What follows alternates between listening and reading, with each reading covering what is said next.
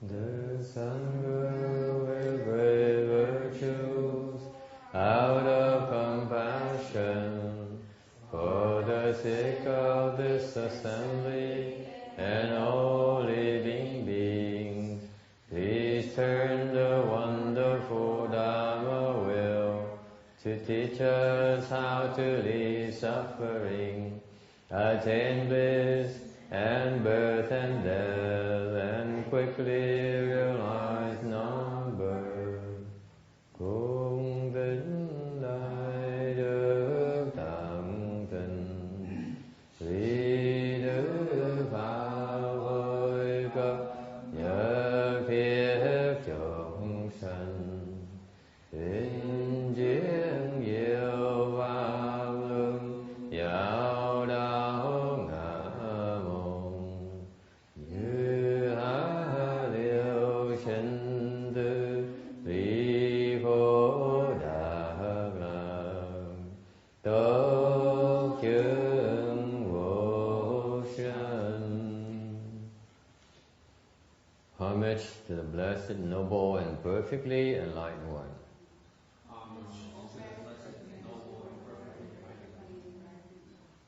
Nam mô Saranto Suche Doye Alahudi Sanya Saku Tosie.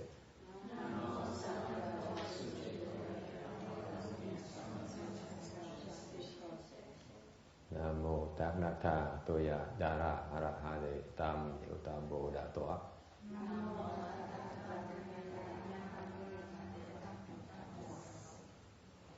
The unsurpassed, deep, profound, such a wonderful Dharma. 100,000 million aeons is difficult to encounter. Now that I've come to receive and hold it within my sight and hearing, I vow to fathom the best come one's true and actual meaning. Wu shang cheng cheng wei miao ba bai jian wan jian an zao yu wo jin jian wen de shou chi yan jie ru lai zheng shi yi. O Buddha and Bodhisattvas, Earth Store Bodhisattva, Venerable Shenhua, all Venerable Bhikshunis, all good no advisors, Amitabha. Chư Phật Bồ Tát, Ngài Thưa Địa Tạng Bồ Tát, Hòa Thượng Tiền Hóa, quý sư cô, quý vị thiện trí thức, Mô Phật. Chư Phật Bồ Sát, Di Giang Bồ Sát, Sinh Hòa Sang人, 各位比丘尼，各位善知识，阿弥陀佛。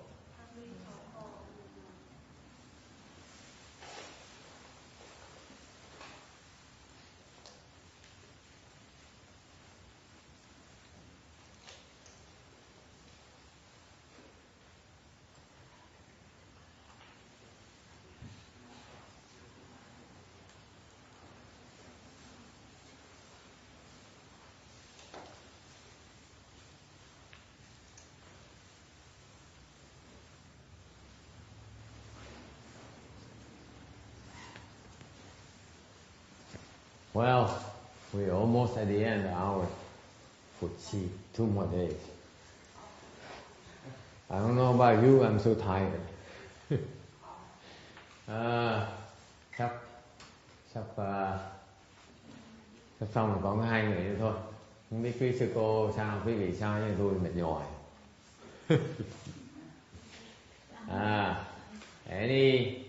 Any questions, comments? Có ai có ý kiến hay là có muốn nói về chuyện gì không? Có muốn cái gì đem lên nói không? Anyone? Yes.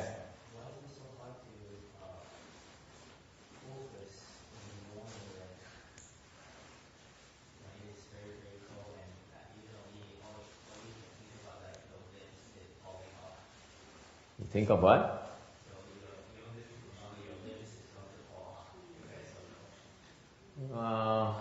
Ông nói buổi sáng sao mà khó chú tâm quá, tại vì buổi sáng lạnh quá, thành ra cứ loạn tưởng, cứ nghĩ là mấy cái tay chân mình nó rụng ra luôn.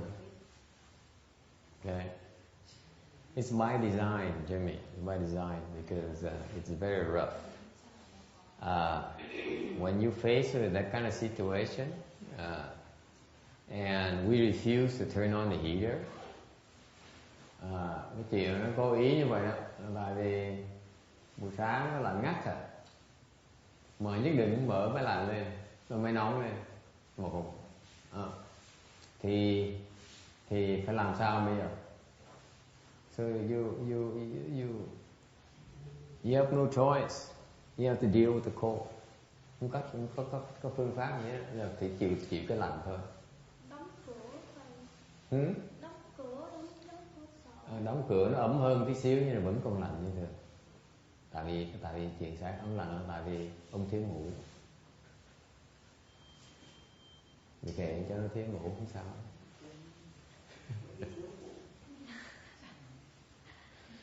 The reason you cold is part of the reason the young lady back there says you can close the doors and help. Yeah, and you close the door. Actually, when I walk in here, the Buddha hall is warmer than outside. All the lights and all the stuff here. The air not circulating, so it's warmer in here. So it's a nice change already. Let's face it. But the reason you cold is because you lack sleep. You don't have enough sleep. And therefore, you're tired, and you're more sensitive to the cold. So, what can you do? You can quit. Làm gì được bây giờ? Mình đi về. Mình đi về. Hoặc là mình độn áo quần lên. Or you wear a lot of clothing, socks and hats and gloves. And that's what I saw in Canada when I was in Canada in the winter time. People wear the black robe, the black robe is going like this. Hồi tôi ở Canada, giá nó đại, nó lạnh dễ sợ lắm, thành ra nó lạnh hơn đây nhiều. Thành ra mỗi lần vào cái Phật điện là cái mùa đông là thấy mấy cái bà mà có đen là toàn là áo nó phình ra, ở trong là toàn là đụng áo không à. If you wear a down comforter inside, you won't be cold. I can assure you that. So that's what people do. If you do that, then you miss out on the chance to work on your kung fu. That's all. Nếu mà làm như vậy thì mà sẽ bỏ qua cái cơ hội để mà dụng công. I can tell you this, Jimmy. If you bear it long enough, you figure it out. Có thể nói với người biết á, là nếu như mình chịu lạnh á, đủ lâu á, sẽ hiểu. Some lessons I will explain to you free. Some lessons you have to earn them yourself. All I can do for those types of lessons is that I only give you the environment to practice, then you understand. Because even if I explain it to you, you can't do it. Có những cái mà tôi có thể dạy được quý vị, tôi có thể nói thẳng được, tôi nói là làm này làm nọ. Có những cái quý vị phải tự cắn răng chịu nhận cái đó thì mới thấy, mới hiểu được. Tại nếu tôi giảng cái gì thì quý vị làm cũng không được. Những bài học đó là phải tự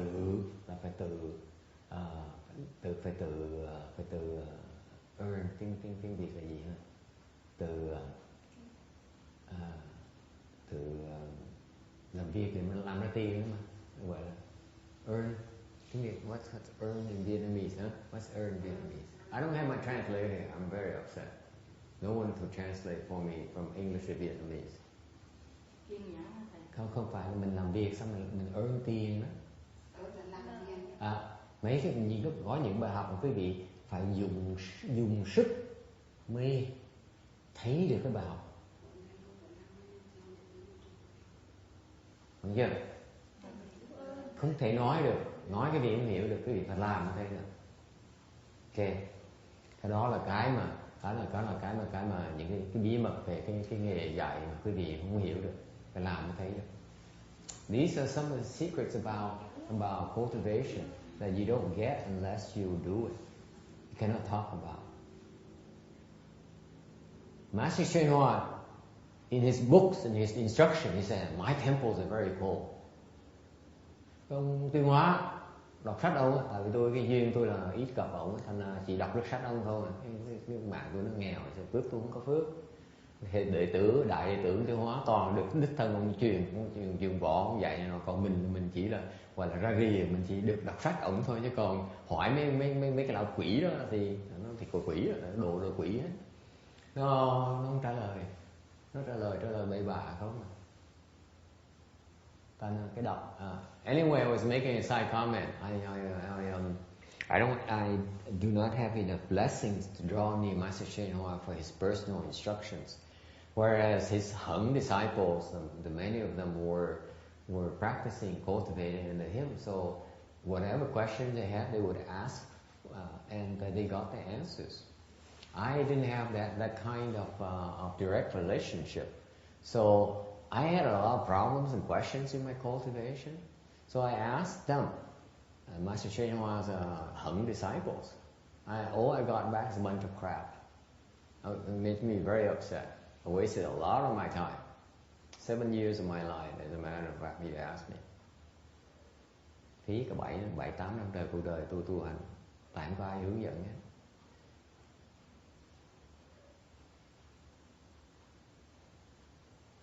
Anyways, the side comment is to say that I wasted 7-8 years of my life, and it turns out to be a big test. 7-8 năm trời cực khổ tu hành mà tức dễ sợ. Cái vị tưởng tu mình không biết xếp bằng ra sao có đúng, mình xếp bằng có đúng. 4 năm trời suy nghĩ không biết làm sao xếp bằng đúng. Mình nói tu mình không biết, mình tu mình cắn răng mình tu chứ còn hỏi không có ai nói nữa. Người hỏi người chỉ được. So for example, when I crossed my legs, I didn't know which position is proper. I look at Master Hsuan Hua's pictures or various pictures, and I couldn't tell how he does it. And I asked his disciples, one would tell me one thing, the other tell a different thing. Okay? So I was cultivating in the dark. Hồi đó tu mà không biết là làm có đúng.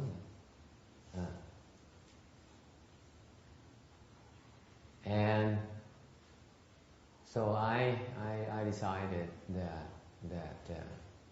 since I did not have those types of blessings, I promised myself I'd give my knowledge to my students, so that they don't have to go through that kind of hardship, that kind of very trying cultivation phase, where most normal people would give up. Nếu như không được cái sự hướng dẫn như vậy, thì tưởng tượng tôi 7-8 năm liên tiếp mà cứ mò thôi, không biết đường nào đúng. Thầy này chỉ bậy chỉ bạ, mình tu trật tùm lum la hết rồi mình phải tu lại. Nên tôi quyết định là khi mà tôi dạy học trò tôi sẽ giúp họ hết, để cho họ chỉ dẫn cho họ khỏi cái thiếu thốn cái đó, đỡ tốn thì giờ. Thành ra mấy cơ hội này tu hành này á, là quý vị mà có cái vấn đề gì nên đề cập bàn lên mà nó đem ra mà nói chuyện, đừng có sợ nhé. Không có cái câu hỏi nào tôi không dám trả lời hết. Hỏi đại đi.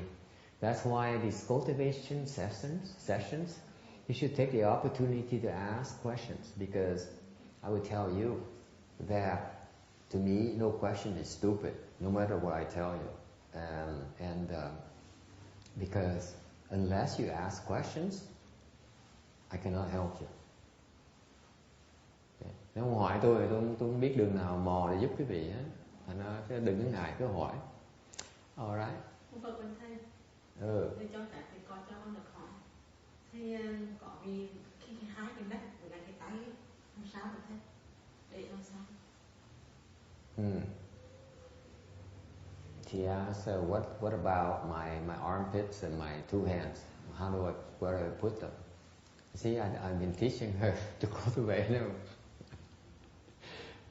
Didn't seem that important. Actually, it's not that important, actually. But when you reach a high level, then it becomes simple.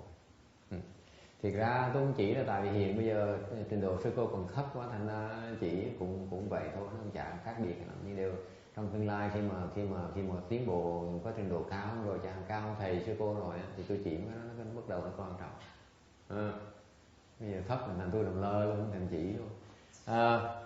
Cái tay á là cái tay là mình để mình relax, mình không có gồng, cái vai mình không gồng, tay mình không gồng, mình để vậy thôi, để mình tựa cái người cái thân mình thôi, xong hai tay mình chắp lại với nhau, chắp lại như vậy.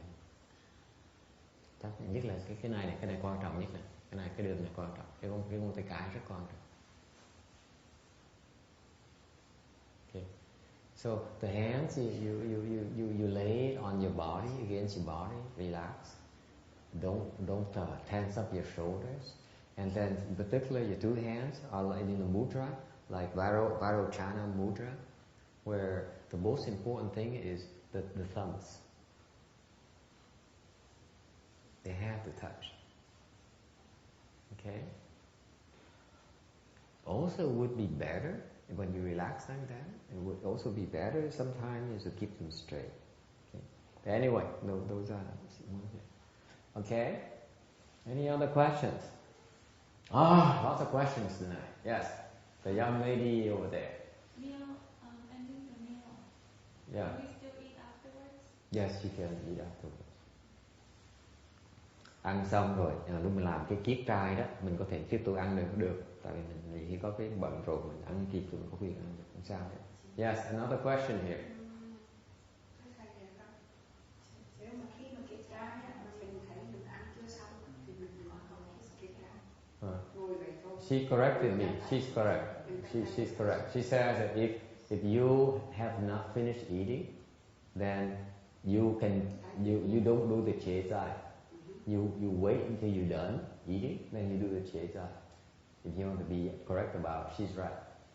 Because actually what happened is that for level people like us, when we do a chế zai, that is the end of our meal. You cannot touch food anymore. For example, we're not supposed to eat afternoon, okay? But let's say you do a chế zai and then you still have 10 more minutes. And then someone comes and says, Master, I'm sorry I'm late. I brought you some yogurt here, the best excellent yogurt and some ice cream here. Please have some. You can't eat it. Nói cho rõ cho quý sư cô biết thực ra lúc mình kiết trai như vậy là mình chấm dứt cái bữa ăn của ngày mình rồi. Mặc dù cái giới nói là mình không được ăn quá ngọ, nhưng mà khi mình kiết trai là mình không được ăn. Chẳng hạn như là mình kiết trai xong rồi còn 10 phút nữa mới tới 12 giờ chứ mới tới ngọ chứ gì. Xong Phật tử tới rồi cúng đồ ăn tiếp. Xin lỗi cô xong rồi con bị xe kẹt xong tới trễ một tí. Nhưng con ngày con mới làm cái bánh này nó ngon, nó thơm gì hết sợ. Cô phải ăn ngày hôm nay chứ ngày mai nó ngon rồi. Còn 10 phút ăn không kịp cái gì, có viên ăn. Nhưng đều khi mình kiết trai không được ăn. Anh sư cô lượng đúng, sư cô sửa tôi cảm ơn sư cô. Okay, any other questions? How does that apply to layperson? Layperson, it really doesn't matter. Cái đối với người tại gia cái đó thiệt là quan trọng đối với người tại gia. Tại vì thiệt ra khi mình kiết trai là mình cảm ơn không người ta thành tràn đồ ăn mới sau này người ta đem tới mình ăn đó, thì mình không có cảm ơn về cái đồ ăn mới đó. Nhưng thiệt ra nếu đồ ăn nó có sẵn đó rồi thì mình ăn thì nó cũng chừng đó rồi, mình thì nó không mất gì hết. Sư cô mình lựa hiểu không? Người tại gia thì sao? Người xuất gia thì mình kèm.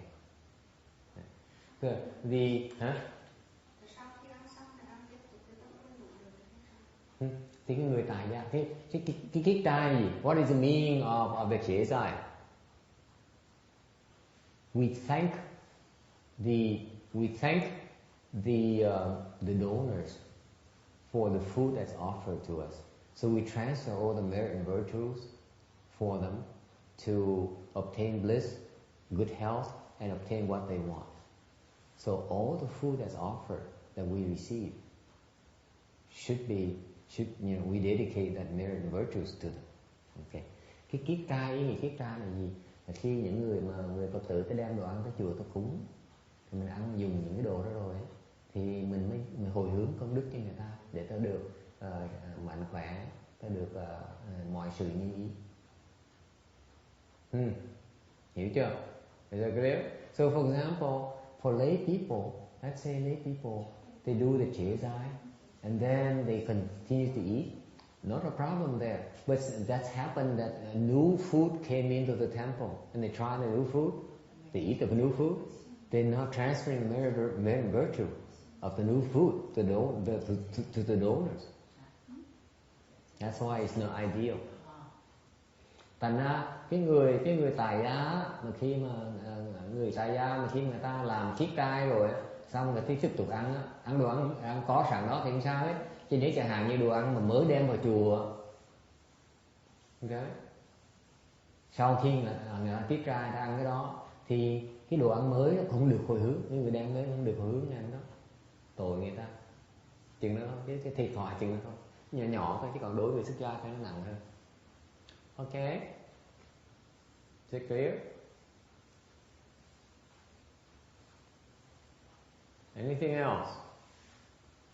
When we meditate, do you suggest we put the foot as close to us as possible? Yes. Like this? Yes. Can it be like this? Yeah, is it in full lotus or half lotus? Are you in full or half? No, I'm only doing half. But Okay. even with half, Yeah. you recommend we pull as close Yes. as Full up, possible? to touch your body. Huh? You pull it up so that your legs touch your body. Okay. That's the best position in a long haul. It hurts more, by the way. Hurts a lot more. And that comes to my second question. A lot of the Western doctors, Yeah. Chinese doctors, like for example, like the chiropractors, they don't ever recommend people sit in a long time in a meditative positions, and they end up getting a lot of patients because they end up having problems because of due to meditation. Is that? You believe that? Do you believe that? You are a big girl. You shouldn't believe everything you're told. Well, I do believe that because those were their patients. Listen carefully, kiddo. You shouldn't believe that. I just said that. How dare you go against me? No, I'm kidding. No offense to you. Of course, they're experts, right? They don't know what they do. They don't know what they say. They don't. Okay, so just bear the pain and do it. They're idiots. Tell you flat out. They're idiots. We're the pro of meditation. We do it for a reason. Now, do you see They are the ones who never did it before, would not dare do it. They are recommending people don't do it. Those are bad guys. You ask me. Stupid. Now eventually, this higher top should eventually go down. Will try. Will try. Okay, so it just takes practice and time. Yeah. Takes a lot of pain. Huh? Takes pain. Why? What's so funny about it? It's very painful. Very painful. The pain. Để giảng cho người Việt Nam nghe ta hiểu. Câu hỏi lúc mình xếp bằng cái chân của mình nó chân ở đâu? Cái này là tại câu hỏi tôi mới dạy quý vị, từ cái này ít khi dạy đó. Xếp bằng là kéo cái chân sát đụng cái thân luôn. Đó là bí mật của xếp bằng bên phải rồi. Tôi thường tôi xếp bằng để chân ở ngoài đây này, cái chân xếp bằng nó đụng cái đầu gối thôi. Thường cái xếp bằng của tôi là tôi kéo ở trong này, đụng thân luôn. Càng như cái thằng nhóc thằng Lục nó đừng vào một thành nó không biết cái đó, nhìn cái nó ngồi thằng kia nó ngồi không lâu, ngồi mới lâu rồi.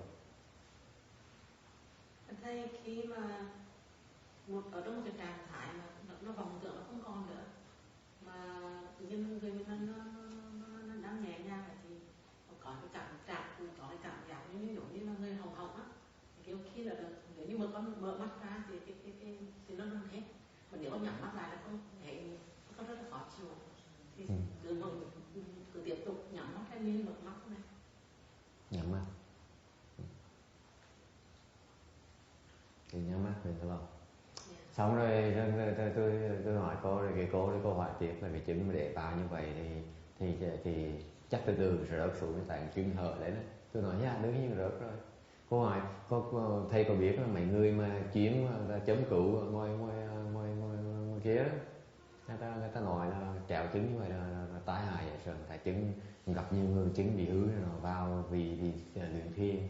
So nghe tiếng Huế có hiểu không? Có không? Không hiểu không? Thôi để tôi nói tiếng ngôn này.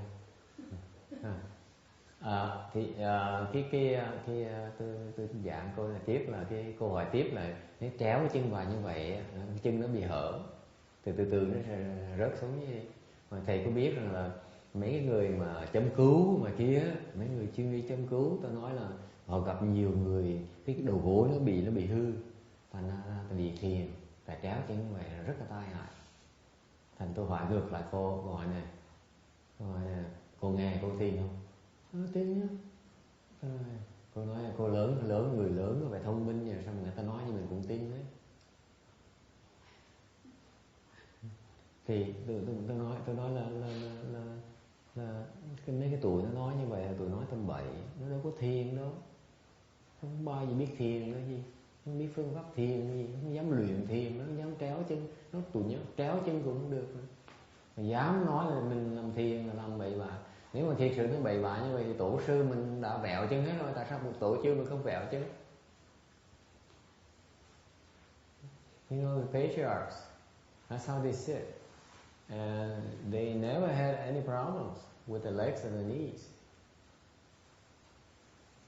No one I know of has problems with the legs and knees.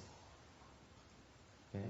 In fact, I have a student who had surgery on his ankles, both ankles, because he played sports and he wrecked his ankles. So when he sits in meditation, the ankles kind of twisted a little bit. So he talked to his doctor, and the doctor said, don't do that, because it's not good for your ankle. He came back and he said, Master, I'm sorry, I can't take your meditation class. I sit there and listen to you on the bench, but I cannot meditate, I can't cross my legs. I said, you cross your legs. I guarantee you, your ankles will get better. They did. After a lot of pain.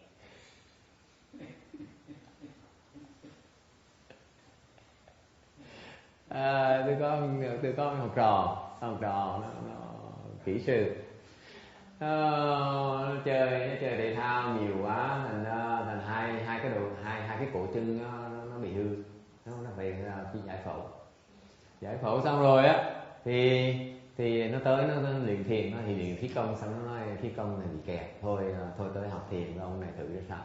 Học thiền tôi thì tôi bắt tréo chân rồi nó tới hỏi bác sĩ, nó nói tôi tréo chân này, cái cổ chân tôi nó đau, làm gì bây giờ? Bác sĩ nói thôi đừng có thiền nữa, thiền nguy hiểm lắm, sẽ hại cái cổ chân mình. Trở lại nói với tôi, nói thầy ơi, con thích thầy nghe nó phá thì con thích nghe nó vui lắm, nhưng đều bắt ngồi tréo chân thì bác sĩ cho phép tréo chân, con sợ hư cái chân. Nó nói tôi cam đoan với ông là nếu ông ngồi tréo chân cái cổ chân của ông nó sẽ lành hơn, nó sẽ khỏe hơn. Nó khỏe thì cái cổ chân nó từng ngày nó từng mạnh. Okay. Anything else? Yeah. This is outside the topic a little bit, but I would like to know, like, going to talking and helping, like practice on other patients. When I say, do I also bear their karma pain before helping them? Yes.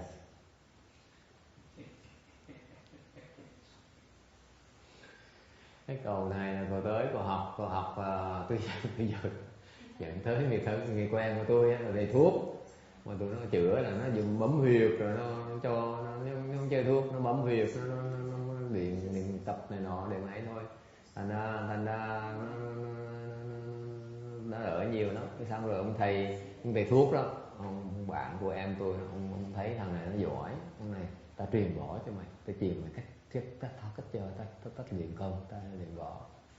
Mà tôi cười đó, mà trước khi mà tôi gửi nó tới là cái cầu này trình độ cao hơn kia rồi, tôi mới gửi tới, cao hơn nhiều, mình mới gửi tới cho nó chữa. Tôi ngẩn vậy sao. Xong cái ông này cũng đòi dạy nó, thì nó mày học đi chứ, đâu có sao, nó học đi, nó còn nó chạy nó than phiền, nó học sao mà con thích học luyện thiền với thầy, con học cái đồ này sao mà học đâu lợi, nó không hay học, người ta cái tâm muốn dạy mình cứ học đến sao. Sao nó học bây giờ học làm gì, nó giúp ông kia chữa mấy người bệnh. Rồi mới hỏi, nói cô đừng nghe cho kỹ này, giúp người ta chữa bệnh. Sao nó hỏi câu hỏi nó, nếu mà giúp chữa bệnh như vậy thì mình có gánh cái bệnh người ta không? Nó gánh, bởi vì ngồi chân nó đau là ráng chịu. Không có sức mà đòi đi giúp người ta, tưởng mình ngon, tầm bậy. Nhưng điều sao cái thằng này là khác, mình nó trẻ là khác, cho nó đau đớn khỏe thì mình mới dạy nó được. Còn mình mà quý vị mà lớn tuổi cẩn thận, đừng có chuyện giang hồ, mình có sức phải hiểu như vậy.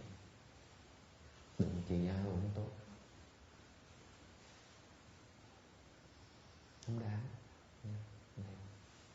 Thì tôi giúp cực chuyện đạo, tôi mới giúp người ta thôi, chứ còn tôi không thích giúp nói chuyện.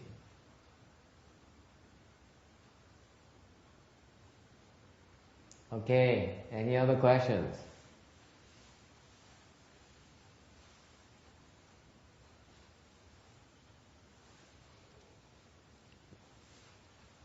No questions?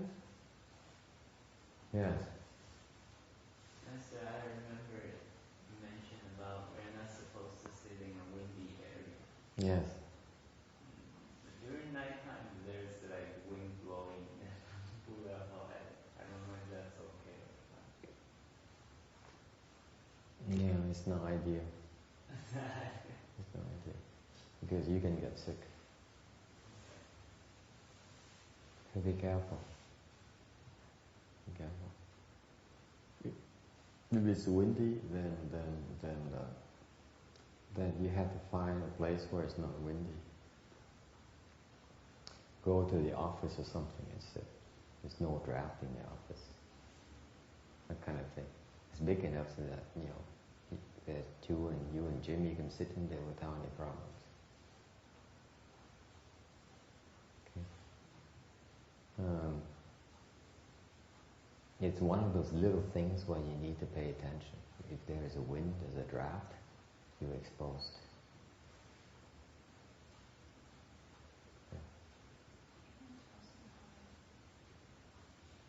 Why? Thầy khi thầy tận cái khạnh nó, khi nó ngồi được tận cái khạnh này đứng lên, thầy nó nhấn vào tôi con không có kịp mà cái chân nó còn buốt nhưng mà đứng lên loạn. Mà vừa bung cái chân ra đã đứng đỡ, thầy đứng lên đâu cầm mỏ của ông kịp nữa. She complains that after the silent sit, I hit the bell and then I immediately stand up. Her legs are still numb, so she can't stand up, and she stumbles. Okay, mình chậm ha. Mình hơn cho thêm vài giây nữa. Okay. I say I slow down. I give her a few more seconds. Hả? Buông ra. I have a question for you. Thắc mắc quý vị. Cái bữa tu này có nhiều cái phần lắm. This Dharma here has a lot of different components. Có nhiều cái phần, có nhiều cái pháp dễ sợ lắm. Quý vị thích pháp nào, mà quý vị không thích pháp nào. I'm asking you. There's many components to this 4Chi here. Which components you like and which components you do not like? Please tell me. For example, I know that the quick recitation is real popular. Isn't that true? Huh? Có phần nào quý vị thích? Cái mà chẳng hạn như tôi biết là cái phần mà tụng lệ đó, quý vị thích lắm không? Phần lớn có người thích lắm. Có nhiều người thích tại học cái nhập định như điên. It's quite popular because people can enter samadhi very easily. So it has been one of the favorites. Thành cái đó là cái phần mà quý vị thích phải không? Yeah. Anyone else? Yes. Cô nói đi. Nói chung thích thì con nghĩ tu mình thích rồi, nhưng mà cái phần bữa nay tham dự cái Phật pháp này thì khi thầy dạy là mình phải lắng nghe niệm Phật thì thầy này con nghĩ lắng nghe rất là rõ ràng mà cảm thấy thích khi mà nó an định mà vẫn nghe cái tiếng niệm Phật nó vui. Còn lúc trước thầy có dạy con là mình cứ tập trung vào định gì á, thì trước khi vô Phật pháp thì con có tập trung mà tự nhiên sau lúc đó nó trống lỏng cái tự nhiên cái ý nó khởi lên liền, nó móc tâm nó khởi lên sao trống lỏng cái nhàm chán đó. Còn niệm Phật pháp thì lại con thấy đó là khi nó tịnh nhưng mà nghe nó tiếng niệm Phật là vui đó.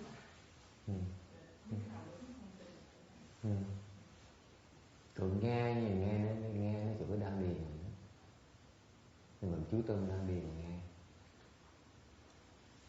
đừng có quên cái đan điền. Cái này quan trọng, rất là quan trọng. Mình chú tâm đan điền mình nghe, hiểu không? Nếu mà không mình nghe trên này thường mình nghe trên thì nó không có hay bằng khi mình chú tâm đan điền. Okay? Thử đó đi. Kệ cái chú tâm thôi, trống rỗng là chuyện tốt. Hay vậy mà chê. She has some asking clarifications about the hearing dharma, the one yin of contemplation dharma, and I clarified for her. She prefers. I said, when you contemplate the sound, you focus in your dandian when you listen to the sound. Okay, your mind always centered in your dandian. Khi nào cái tâm mình cũng phải giữ được cái đan điền đó, cái đó là cái trọng tâm của mình. Đừng muốn rời nó được, làm gì phải giữ nó. Mình nghe cũng giữ nó, mình ăn cũng giữ cái đan điền. When you listen to the sounds, your mind is still focused on your dandian. When you eat, you still focus on your dandian. When you talk, you still focus on your dandian. Is it clear? Không phải riêng là riêng ăn hay là niệm Phật, hay là lúc mình hay là mình nói chuyện người ta không vậy, mình cũng chú tâm đến đan điền mình nói chuyện, mình phải thủ đó là cái trọng tâm của mình, không rời đan điền được. Okay? Anyone else? Yes, there's a question here. Favorites or dislike? Yes, forgot already? Are you getting old just like I am? When we say what we like, what we don't like, is that sort of a discriminating thing? Another way of practicing not discriminating, so we should have to deal with all the situations. Yeah, but that's the theory. But when you do it, there's certain things you like and certain things you dislike. So if you say that I need to practice non-discrimination, then you're being dishonest, and then you're practicing dishonesty. Which one do you want? Ông này ông nói, thầy nói là dạy là đừng có tâm phân biệt. Thầy nói chuyện thích mà không thích. Thì tôi nói nếu mà cái chuyện tâm phân biệt là cái trên lý thuyết mình không được phân biệt, nhưng đều trên thực tế trước khi mình tới đó là mình phải có cái tâm mình phân biệt, mình thích cái này mình không thích cái kia. Thành bây giờ nếu ông nói với tôi mà thầy nói cái chuyện mà tâm phân biệt thích cái này thích cái nọ thì không tốt. Tôi nói là nếu như mặc dầu mình biết là không tốt rồi, nhưng điều cái thực tế bây giờ mình có cái gì thích và có cái gì mình không thích. Mà nếu nói mình không có gì thích, không có gì không thích là mình đang hành cái pháp nó láo thì chú nghĩ sao? Yes. So what is your preference? You want non-discrimination or you want dishonesty? Okay, I can say which one. Okay. Let's hear it. Which one do you like? Which one you don't like?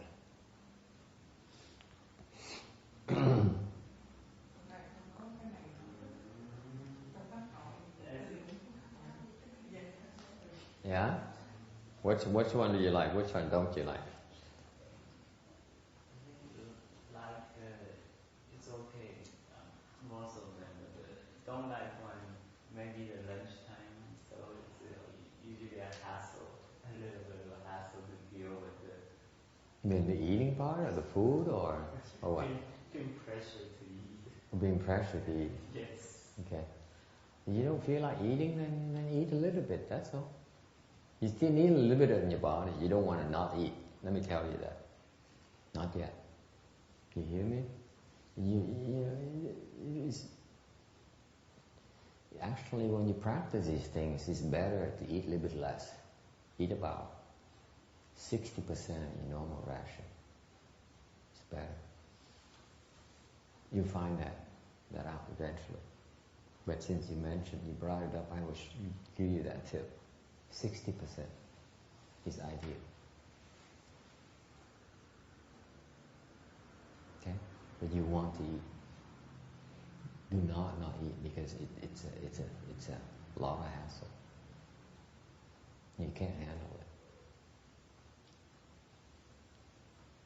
Not yet. Right now you have too many outflows. Ông nói cái mà ông thích là cái gì cũng ông thích cũng được hết, nhưng được có cái ông thích là buổi trưa ông thích thấy thằng nhóc mà nó điên dễ sợ. Mình tu cả ngày á là mình đợi tới buổi trưa mình chỉ cần đợi buổi trưa để mình hưởng thọ một tí thôi, đúng lại chứ có cái gì đồng ý không? Mình tu niệm Phật cả ngày mình cực lạnh cực khổ mình đau đớn mình mỏi mệt mình bao nhiêu tới mình xả, đồ ăn ngon quá mình thoải mái một tí đi, đúng không? Tu phải có vui một tí chứ, tu cực khổ cả ngày ai chịu nổi. Thì thông thường ta như vậy, người ta tới buổi trưa nó thích ăn, cái đợi buổi trưa để mà thoải mái một tí, đúng không? Ai cũng vậy, tôi là như vậy, tôi thất là tôi chỉ đợi buổi trưa chứ còn làm tôi chỉ đợi buổi trưa thôi. Buổi trưa là cái tôi thích nhất đó. I will tell you when I was doing the cheese, my favorite time is lunch. So you're weird. I can tell you, almost everyone's like that too. Because that's the time you sample the best food. People say, oh, these are true cultivators. Let's cook something special and give it to them. You know, and you know, it's prepared with so much love and adoration that it tastes much better. I tell you. So enjoy. I think then he's trying to say that he's good with his own circle. There's so much good for other people think he's giving, so give him more to. Yeah. Nhưng nếu cái tội ông này cái ý ông nói ông giảng như tôi đó, ông nói đính chứ cho tôi biết á, là thì cái ông này ông thích ông ăn ít lắm, ông ăn nhiều, thành khi người ta đưa bắt là ông ăn thêm, ta thấy ông ốm, ông nhom á, cho người ta ăn nhiều thì ông này cũng khó chịu, ta ăn nhiều như vậy ông nặng, ông tu không được. So you get sleepy in the afternoon? Yes. You do? Yeah. Even after half an hour bowing, you still sleepy? Yes. Ông ăn ngon phải ngay lại bắt lại từ nửa tiếng sau, nửa tiếng ông buồn ngủ như tội không? Okay, so now they know they probably won't pressure you anymore. Me too. You too? Yes, don't pressure me either. Theo routine này. Cô kia nói cô vì cũng bị người ta bắt ăn nữa tại có ốm quá nên. Okay, anyone else? Do you suggest for us to eat breakfast or not to eat the breakfast? If you need to eat breakfast, go eat breakfast. There's nothing wrong with that. You should eat as much as you feel like. Your body knows best. If you're hungry, go eat. But eat, you feel, but don't overeat. Ngoài có nên ăn buổi sáng, tôi nói đến buổi sáng cái cơ thể thấy đói thì nên đi ăn. Đừng ép mình. Không cần ép.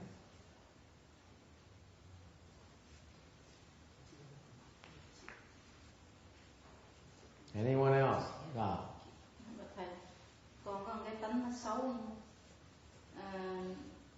giống mỗi một ngày nó không có đói, mà cái tới giờ nó có người ta muốn kêu mình đi tới ăn. Tới giờ nào? Hả? Tới giờ nào? Mấy giờ? Tới giờ, giống buổi sáng tôi không có đói mà không ăn cũng được, bữa trưa không ăn cũng được. ta cũng lôi kéo mình tới ăn. Cho nó ngộ vậy. Ma tham ăn ma tham ăn nó từng ăn. Giết con ma đó mà giết hoài giết người. Nhiều cái tức lắm á.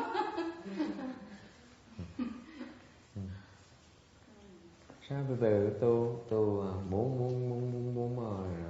đổi cái đó đó. Ngồi luyện võ cái bự như thế này. Vì sao? Tại luyện võ đó, luyện câu như tôi tự nhiên như thế này. Tự nhiên. Con hồi đó là còn cái tội nữa.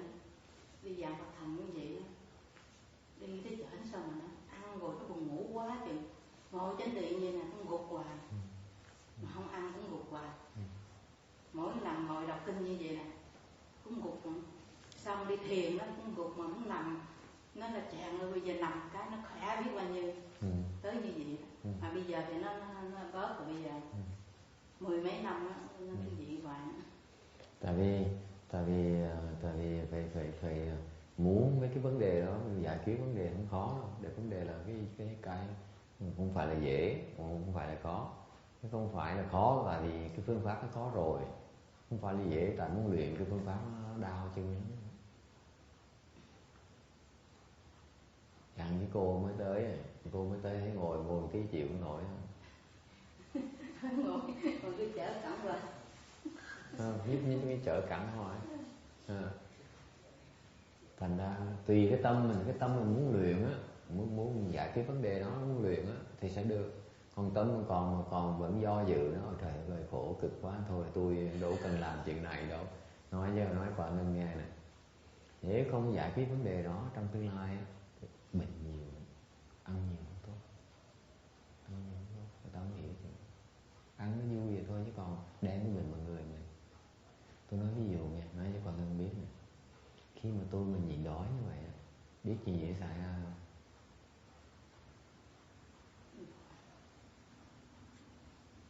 Con người không còn độc nữa. Không cần đi cầu. Xin lỗi. Không cần đi cầu. Đâu có độc đâu. Hiểu không? Mình ăn đồ ăn vào nó còn là độc không?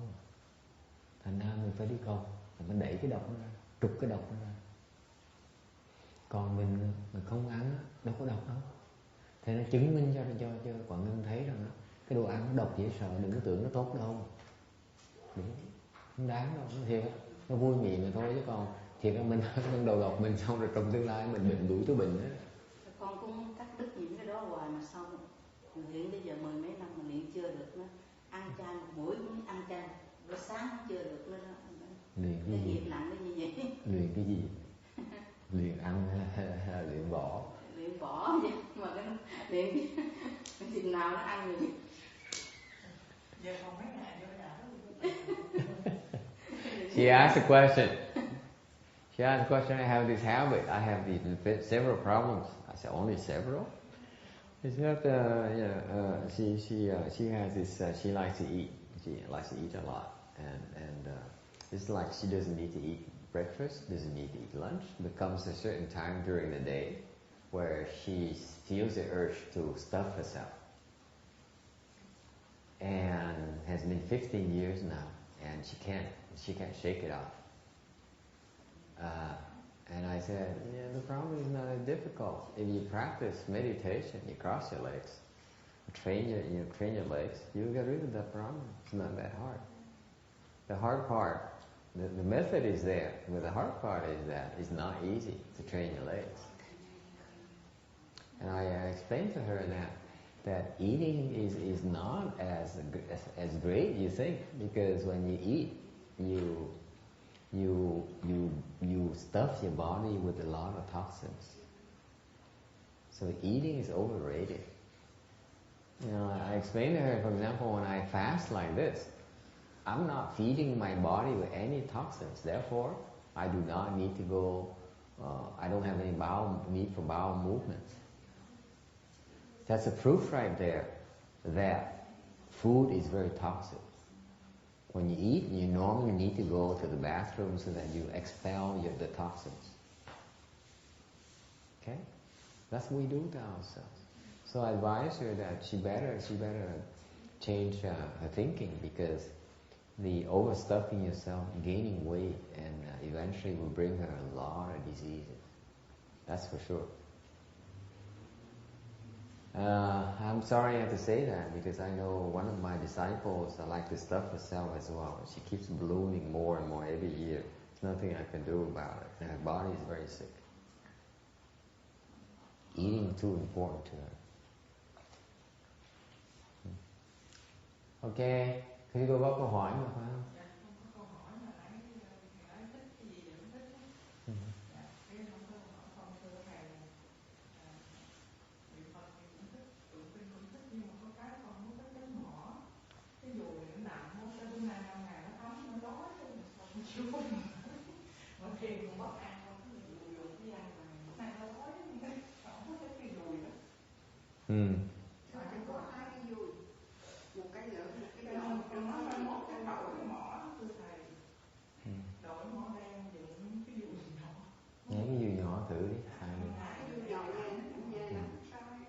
She said that her arm, what she dislikes is hitting that big stick there to hit the wood fish. The big wood fish is very heavy. After 5 years, her arm is all sore and stiff. She can't. Làm sai được cái nhỏ. Ráng âm thanh được thôi, không cần đúng. Chứ còn cái kia nó trật, cái kia nó lòi lại.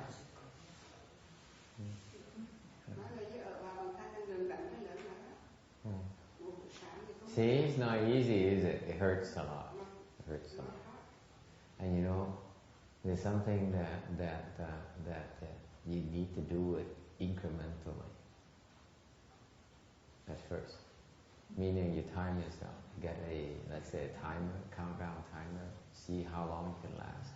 The next time increase it by let's say 1 minute or 2.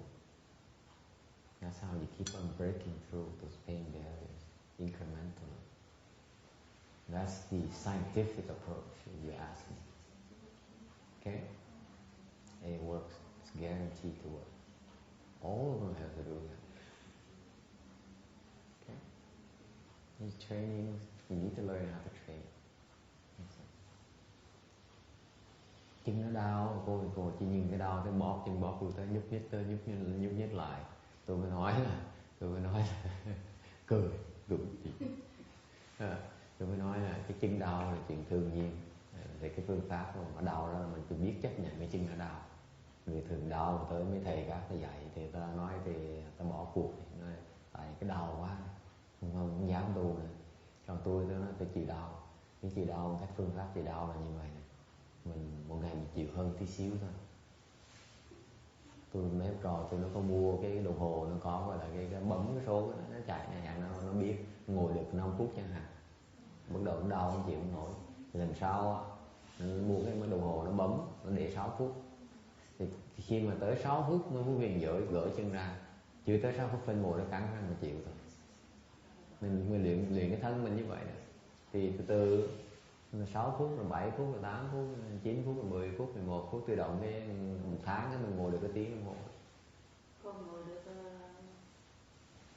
khoảng nửa tiếng hoặc là 45. Ngồi qua cái nó đau thôi, tôi nói đứng lên liền. Nhưng cái nó đau quá cái mình sân. Đứng lên liền. The important thing is that you need to learn to bear. That's when you understand. If you are not willing to bear the pain, you miss out on the lesson I mentioned earlier. It's something you need to bear before you can understand. These are the secrets of nature. The 6 secrets about you. Then you need to see. And it's only through that gate of pain that you understand. Until that happens, whatever I explain to you, you only grasp it at the superficial level. Mahayana is extremely deep. The same words, the same sentence, the same explanation, the same Dharma words. But unless you cross your legs and cultivate, you cannot penetrate to the greater depths of the Dharma. This is what the academians do not get. That's why they don't understand Mahayana at all. Let me tell you. Why is that? Why would we have to understand through crossing the legs in meditation? You just have to do it, and then you see it's not about why. It's about whether you have the guts to do it. It's part of the lesson.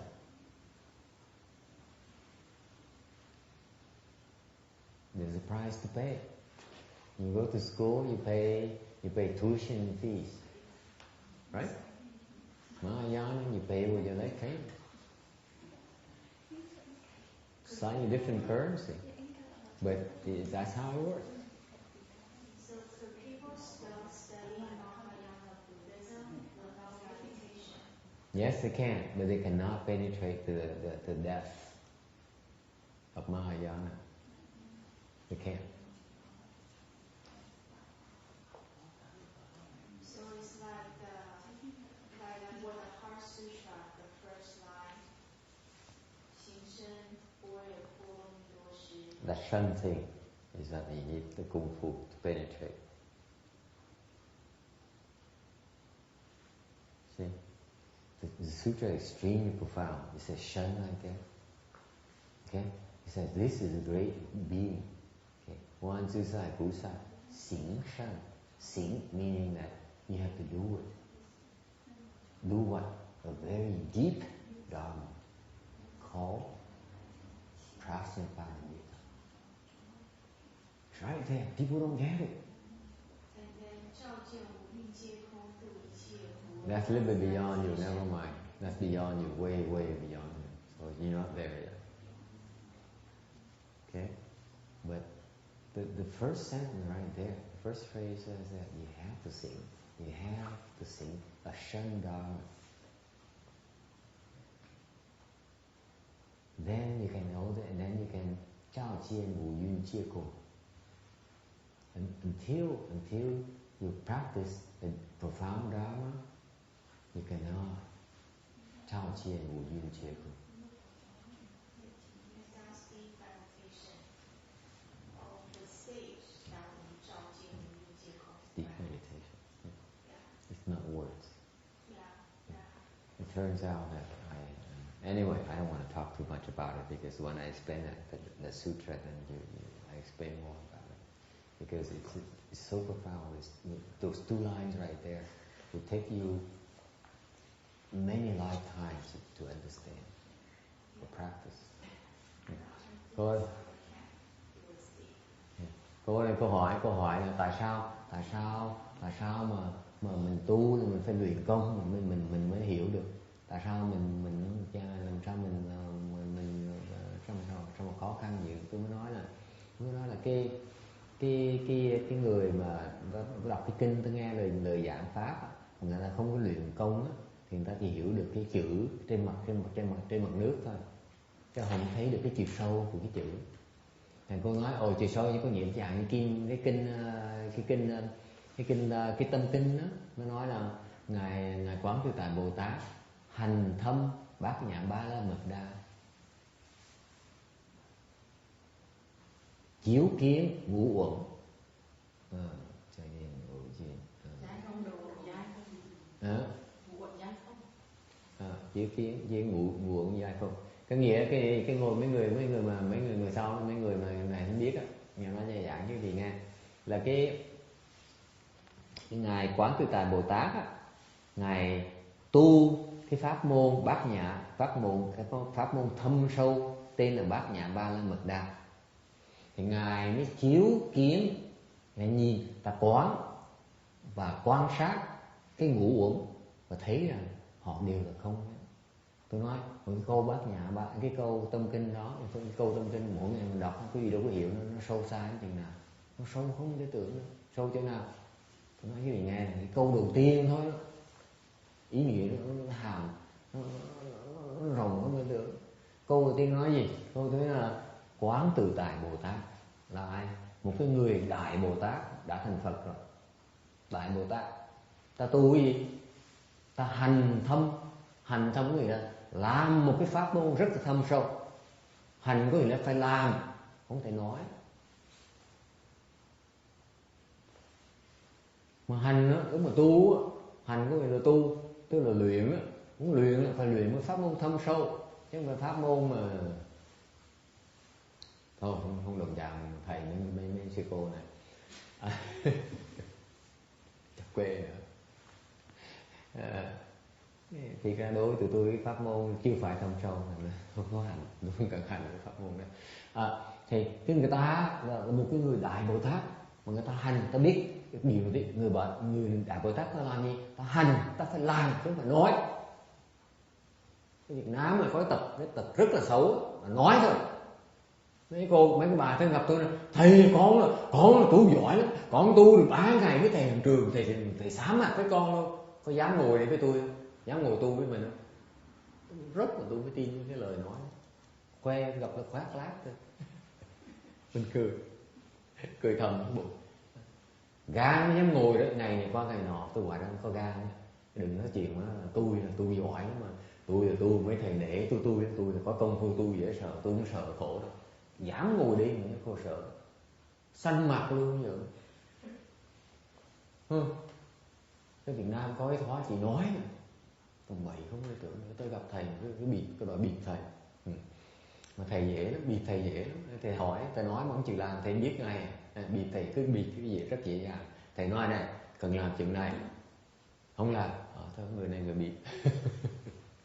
Anyway, cái người đại Bồ Tát, ta một cái vị có trí huệ, ta là ta hành thâm, ta tu một cái pháp môn rất là sâu xa, tên là Bát Nhã Ba La Mật Đa, Bát Nhã. Okay.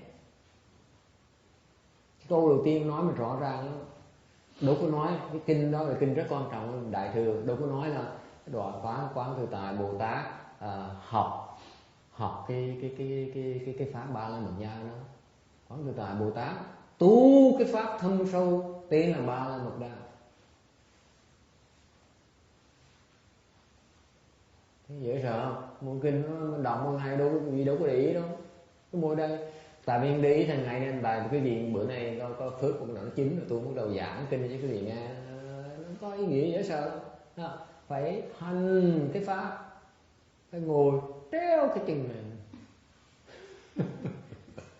Không treo cái chân này ráng mà chịu, nó hoài không đi nữa. Phải hành gì? Cái vị có cơ hội gặp một cái phương pháp ở đây tu hành, tôi nói thiệt cái vị nó nói mà hơi khoe khoang thì phương pháp tu hành rất là thâm sâu, không nói trước được, tại nói cái gì không hiểu thôi, chừng nào tới tôi mới nói được. Nó rất là thâm sâu, thành ra không tu thì không bao giờ biết, không biết bao giờ nó sâu chừng nào.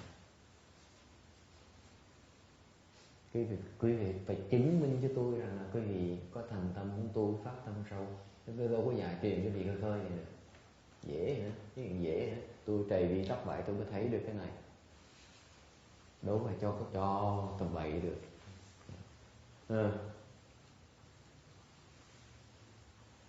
Ông thầy tôi bắt tôi trầy vì tóc bậy, chết lên chết xuống với ổng, nói mày cứ về, mày cứ hoàn tục cho tao coi. Mày hoàn tục của mày không thấy được cái này. Ráng chịu. Thấy không? Phải hành, mình phải làm. Không có nói. Mình làm là sao? Mình làm thôi, mình không nói. Okay. See now you fidget like a chicken hatching. Okay. Sit there, still and bear it. Until you can't take it anymore, then unbuckle. Okay? But don't fidget like this because it hurts. That's the whole point. When you fidget, then it does not hurt as much.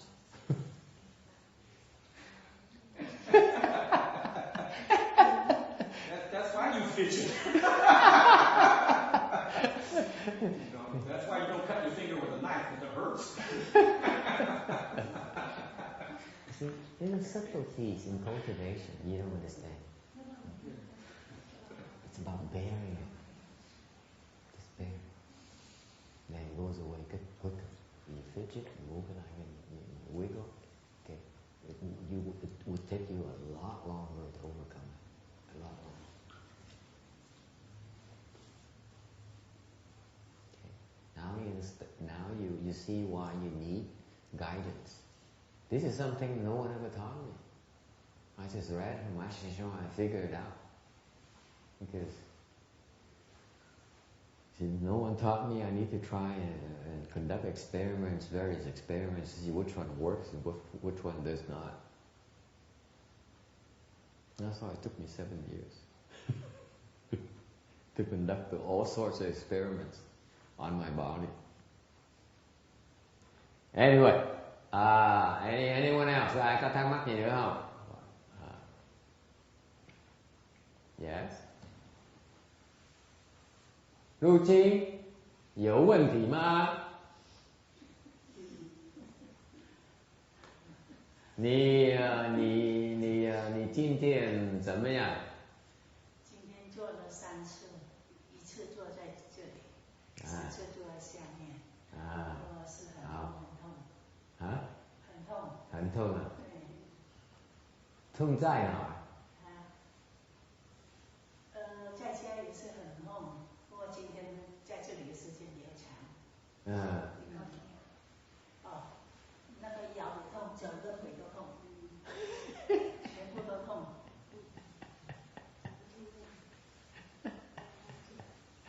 好啊，好啊，而且呢，痛一点就好。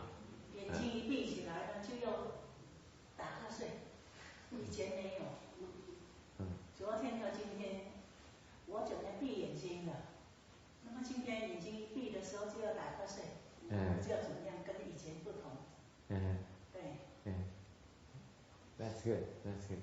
It's very good. It's very good. Work harder.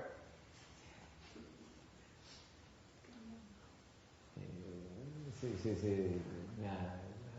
那叫精进波罗蜜，那是精进波罗蜜。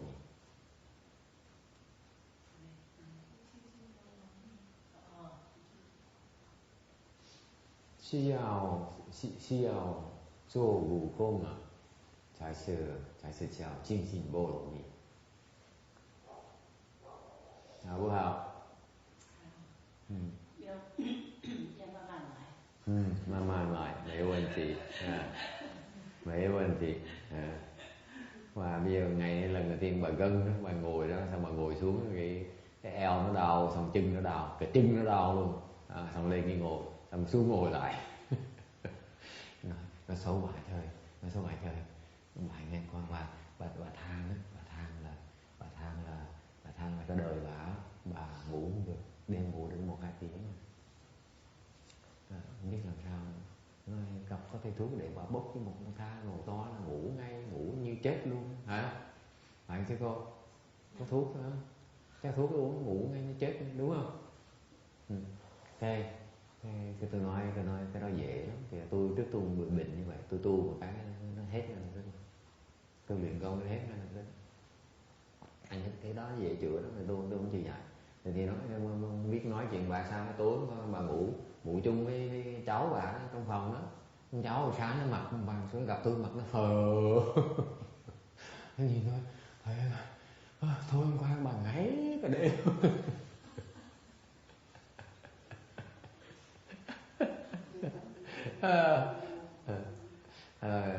This is a side joke. Okay, don't translate.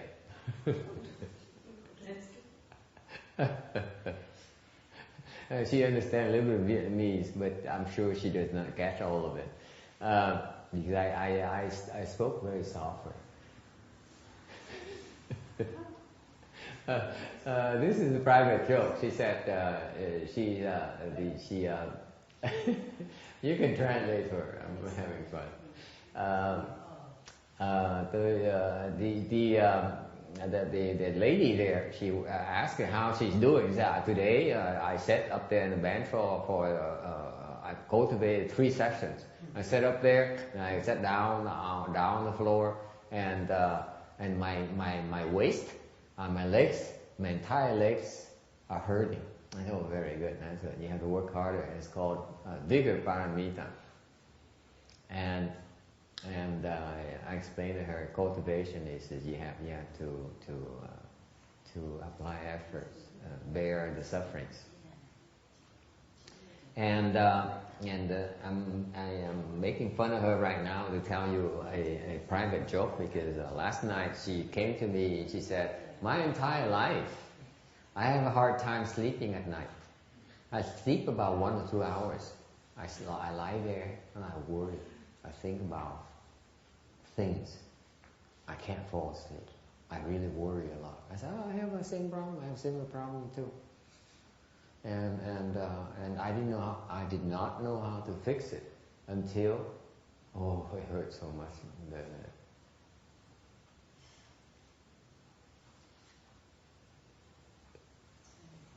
Hey, does it hurt? Does it hurt? A lot, man. It hurt so much you couldn't even hear me. You know that? What is that called? Concentration. You get it? You can concentrate on the hurt and the pain to the exclusion of everything else. What is that called? Samadhi. The step before samadhi. That's a secret. That you need to do it before you get it. I can't explain it to you. You get it? Even if I explain it to you, you can't do it. You have to do it to get it.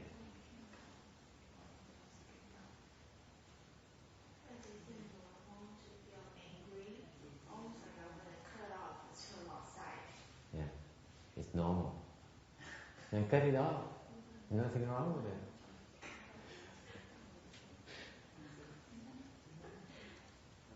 Tôi nói con nhỏ nó mới tới, nó thầy giáo. I need to nói cái gì tôi bố cái gì nghe nữa. Để cô này cô thầy giáo dạy tiếng Tàu quý vị đó nghe.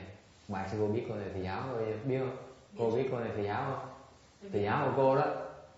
Cô này á là nói tiếng Tàu mà cô nói mà rất là rõ, mà rất là hay, giọng nó líu lo dễ sợ. Giọng người bên Tàu chính tông đó. Tôi nghe cái giọng của nó hay dễ sợ, hay hơn rất là hay. Thành quý sư cô là phước lớn lắm đó nghe. Lúc mà tôi học không có người dạy tôi những cái này. Cái căn bản cô này dạy cái gì phát âm này nọ, cái phát âm thanh rất là rõ ràng mà rất là sang trọng. Có biết không? Rất là sang trọng. Quý không tôi tưởng, có một sư cô có những phước mấy quý sư cô lớn không tôi tưởng này. Thấy cô này, cô thầy giáo này,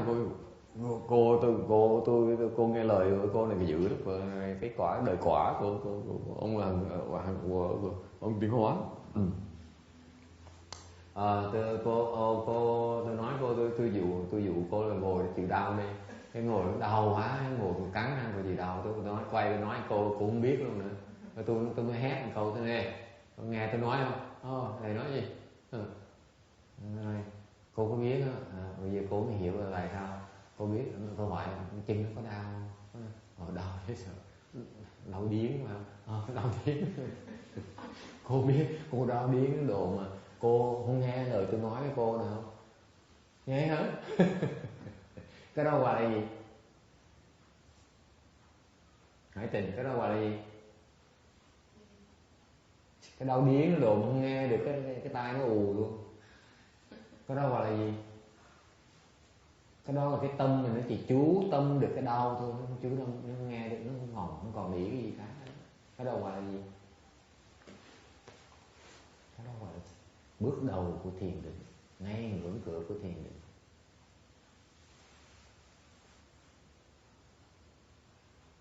Hiểu không? Hả? I thought relationship hurts, but this hurts. A lot more. If you go through this, no one else can hurt you. No one can hurt you anymore. Now I know your strategy.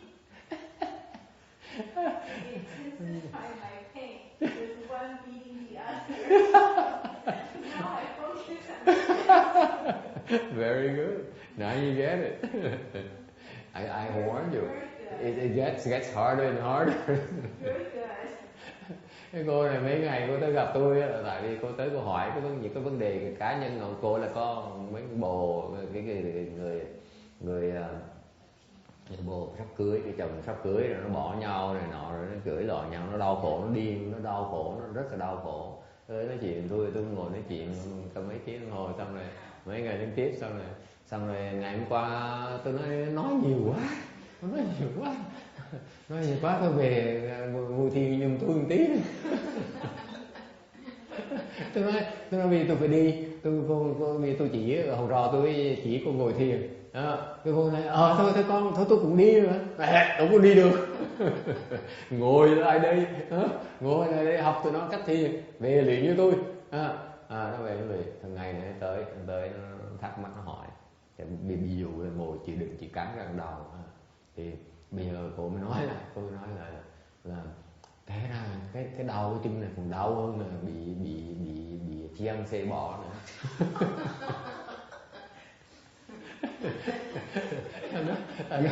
nó bỏ chiang xe bỏ nó đều nó đau đớn vậy sao. Mà nó đau hơn, bây giờ nó mới cười, nó nói tại bây giờ tôi mới hiểu là cái ý của thầy. Thầy bắt tôi chịu cái đau này để cái đau kia nó không nhầm gì nữa.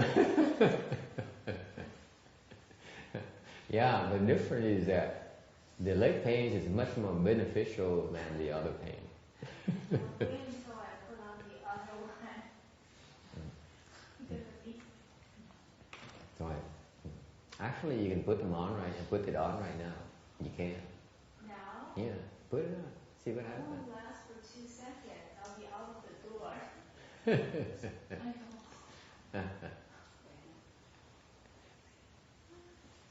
The first time I did it, I lasted about 2 minutes. Couldn't take it. That's like your everything. It was tearing. But that's called guts. Even though it hurts, you still do it. What? Does it have to do with age? No. I think 10 years ago I was able to last longer. No. I'm getting old.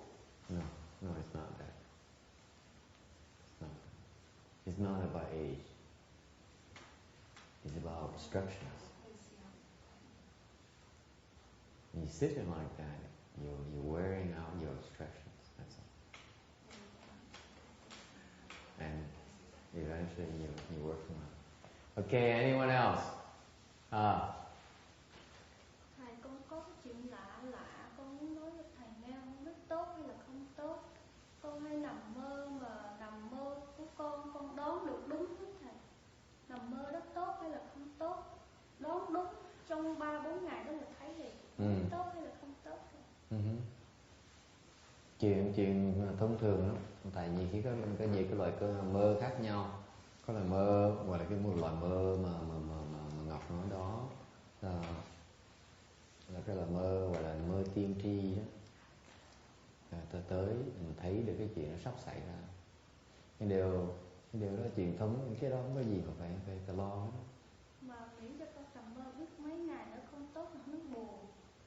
Biết là có cái thấy nằm mơ thấy không tốt á, biết là mai mốt phải xảy ra chuyện gì đó là không có vui. Bởi con muốn hỏi con phải cầm chặt ngang làm gì cho nó hết, đừng có nằm mơ biết trước vậy đó nó vui thầy.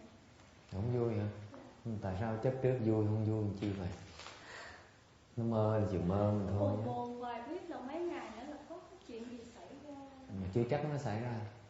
Mình không biết được cái nào là tiên tri mơ hoặc cái nào là vọng tưởng, mình không biết được. Đâu cần đâu mà lo.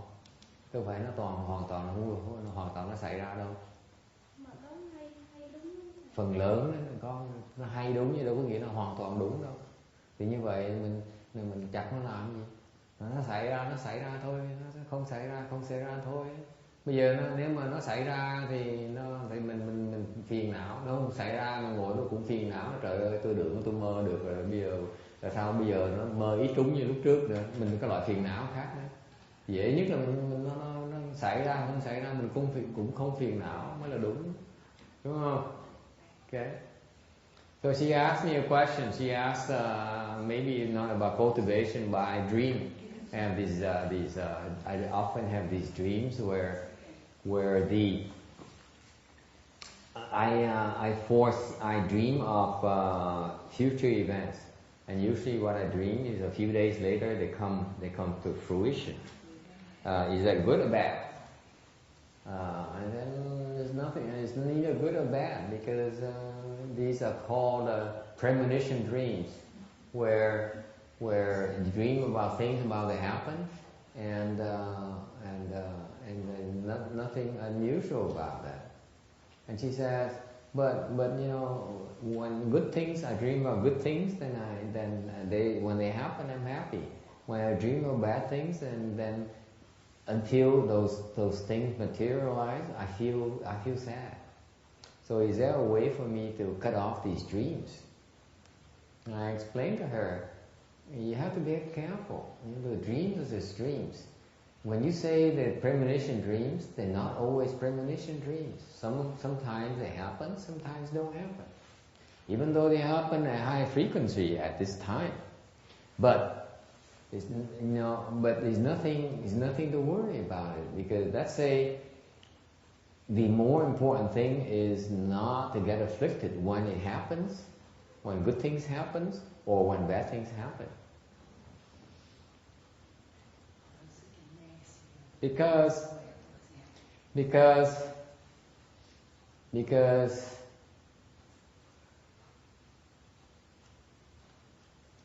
when these premonitions occur, then you get afflicted, and when they don't occur, then you also get afflicted as well, because you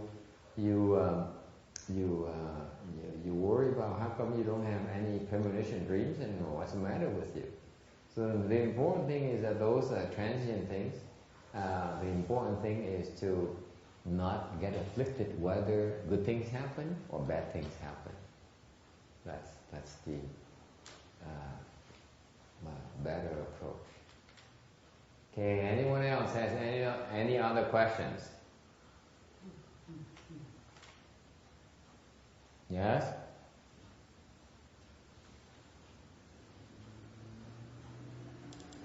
Yes? Don't be shy. I'm just thinking about every step during the meditation. My leg always gets numb first, and then it comes very heavy. So when I meditate by myself, often it's to a point that I couldn't cross my leg anymore because it's too heavy. So just a cycle. Yeah, you just have to bear with it. Just like what she's doing right now. That's the thing. You know, all these states come and go. It's a matter of just be patient with it. Bear it. When you bear it, then you will understand. Don't think too much about it. Just do it. Okay? Quý vị không biết cái gì, cứ thích cái nào, tôi không thích cái nào. You got to know what I like, what I don't like. I still have a discriminating mind, by the way. Tôi vẫn cái tâm tôi phân biệt tôi còn nặng lắm. Thì biết tôi thích cái nào, không thích cái nào. Cái gì? Không nói biết mới hay, chứ còn nói mà biết thì đâu có gì hay đâu. Vậy cũng nói được. He said, if you say it, then we know what it is. If I say it, then you know what's special about it. It's when I don't say, you know, that's when it matters. That's what. Thay cho nó nói trước á. Mà ngày mai cái đến chỗ hình này nó ngồi được cái bóng nó giật mình.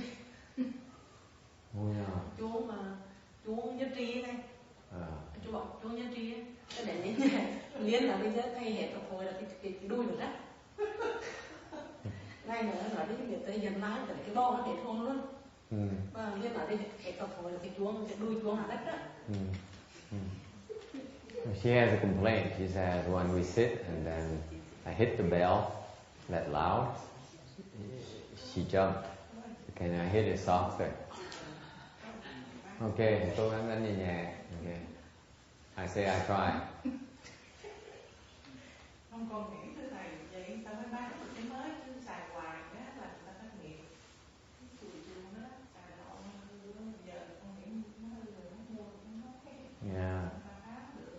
Bạn thân của bạn Lượng bán với bạn 15.000 đó. Cái gì chê. Thành ra lâu rồi 7-8 năm chưa hết, giờ hết cũng tự rồi.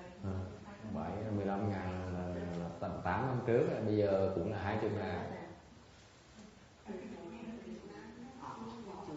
Có vàng đó.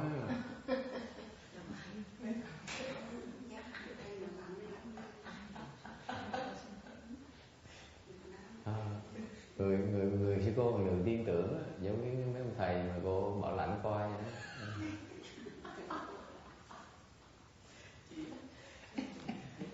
Cái đắng ngậm ngùi.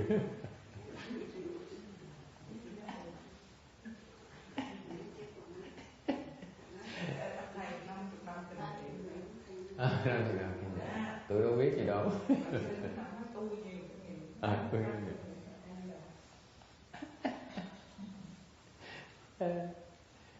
Cái nghiệm cay nương, cay đắng. Mình cay đắng cái khác mình vẫn hiểu, không cần cái kênh cay đắng kinh nghiệm là mình hiểu kinh nghiệm đó, chứ còn họ cay đắng kinh nghiệm mà vẫn chưa hiểu. Nếu mà chọc vừa thôi, chứ còn đừng giận tôi cũng việc. Any other questions? Yes. Can you give some advice when you're sitting and you're really your mind is trying to fight the goal? How do you stay centered or to have focus enough to feel the heat on your You want to answer or is it a question? I don't feel any heat from my center. She was just talking about heat. Uh-huh. I don't feel anything. So what? So what? But you're not cold. I'm not cold. The heat is a raw form. What I mean by heat is that you're cold. That is the heat. You're cold, that is heat. You are not cold. That means you have enough heat. Just enough. Because she asked, my friend here asked if I have heat, and I don't know how to translate. No, the heat is not necessary. As long as it's warm, as long as it's not cold, then we say we don't need to have heat because the heat is excess yang. It's not necessarily good. It will be there when it's supposed to be there, but normally it should not be hot.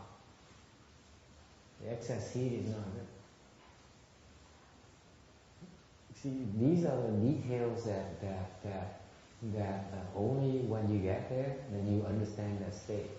They read books and that's why I said the general term like heat and that kind of thing, but they don't know what that really is. Heat is really the absence of cold. Not heat, hot heat. Hot heat is coarse. It turns out the skill that we have is that we only have enough, and then when we need to create hot heat, we can create hot heat. Got it? That's a superior dharma. The hot heat, people like the Taoists and those people, they practice is inefficiency. So our dharma is that we adapt to conditions. Okay? No excess, no inefficiencies.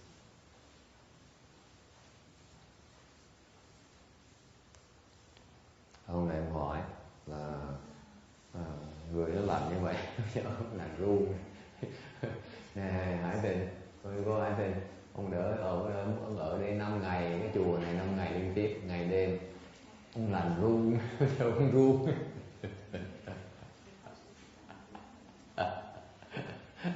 Ông ngoại bây giờ sao gỡ cái lạnh bây giờ? Tôi nói thấy những cái chịu đựng cái lạnh từ sẽ hiểu mới tôi nói được.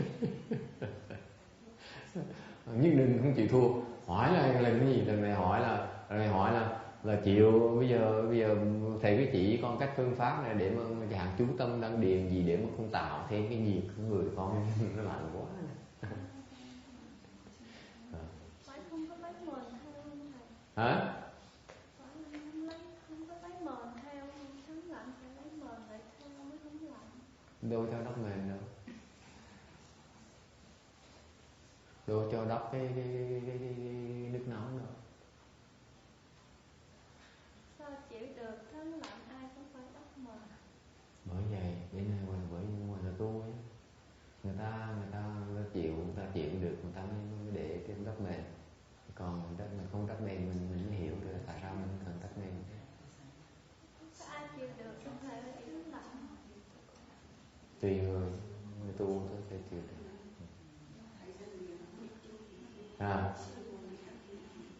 Theo con thấy, tại vì con cũng ở dạng Phật Thành với ở Kinh Luân với ở Long Bích con có đi qua, mà thầy Phật thất thì con không có tham dự gì nữa. Thì tôi thấy cái địa điểm chỗ đây này sao nó ấm cúng dữ lắm. Chứ con đi trong cái Kinh Luân này trời ơi cái mùa lạnh đó, ngồi không được một chút xíu nữa. Nó lạnh thôi không có thiếu cái gì vậy. Ngồi không có được ở trong Kinh Luân.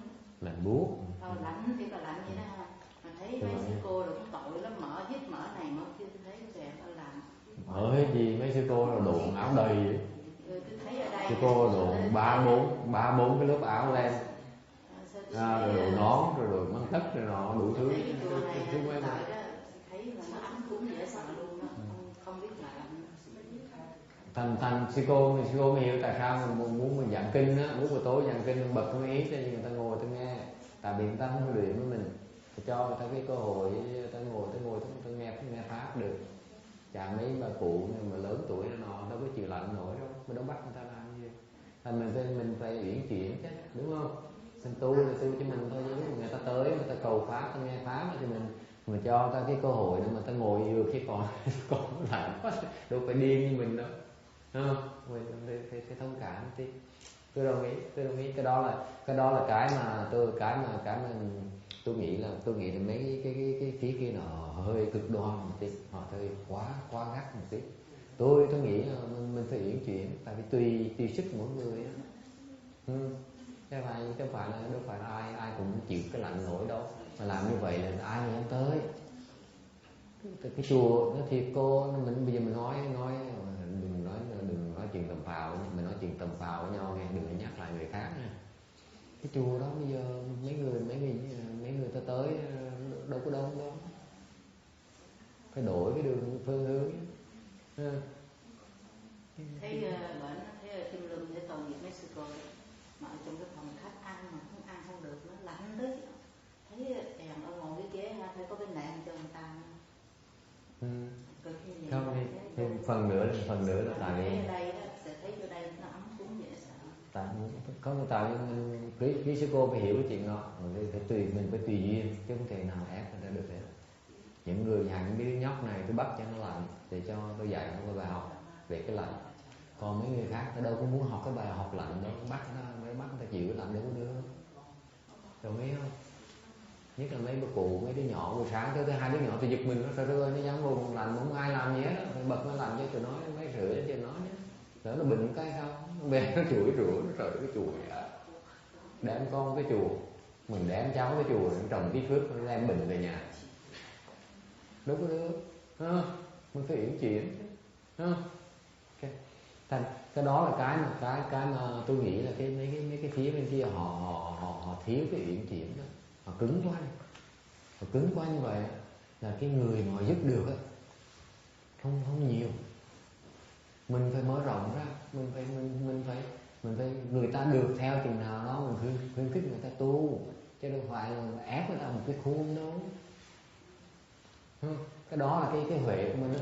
Cái huệ ở cái chỗ là mình có thể đẩy người ta tới cái tột cùng của người ta thôi, xong mình phải ngừng lại. Còn mình đẩy quá người ta sẽ gãy, ta chịu đâu nổi. Bây giờ như quả người nói này, tới cái chùa nó lạnh như vậy ai cũng vô, ai cũng ngồi nổi, bệnh làm sao bây giờ, đúng không? Mình biết chứ. Nhưng mà buổi sáng nó hỏi tôi buổi sáng bật mấy sưởi đâu, nó không, tôi không bật. Chỉ cái cô một lượng sao bật cái khí cô ở chừng nào đừng lo, cô đó cô mất cỡ như vậy đâu. Cô mà thấy mà cần bật là cô bật chứ còn không cần hỏi nữa.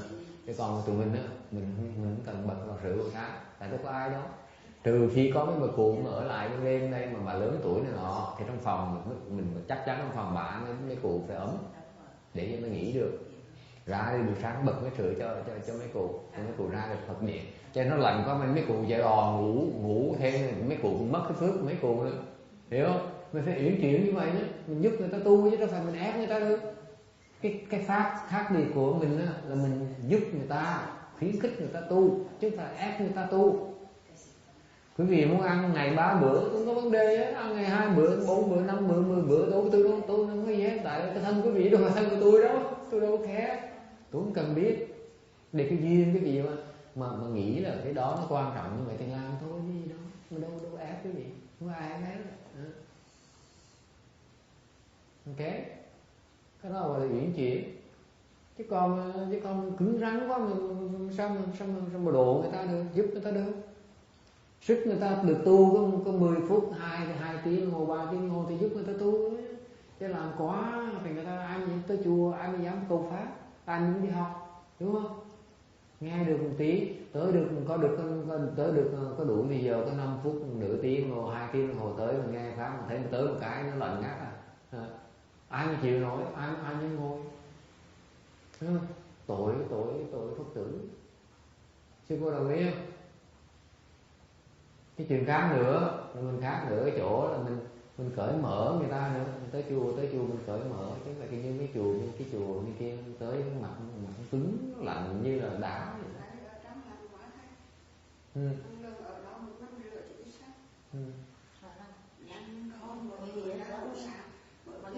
Cái nhà thờ như vậy thôi mình thấy cho đó ấy không sao. Người đứng ngoài cửa bên trong thì mở ra cái hồ đứng bố anh sao mà phải sư chịu nổi. Đúng đây là anh quen đó.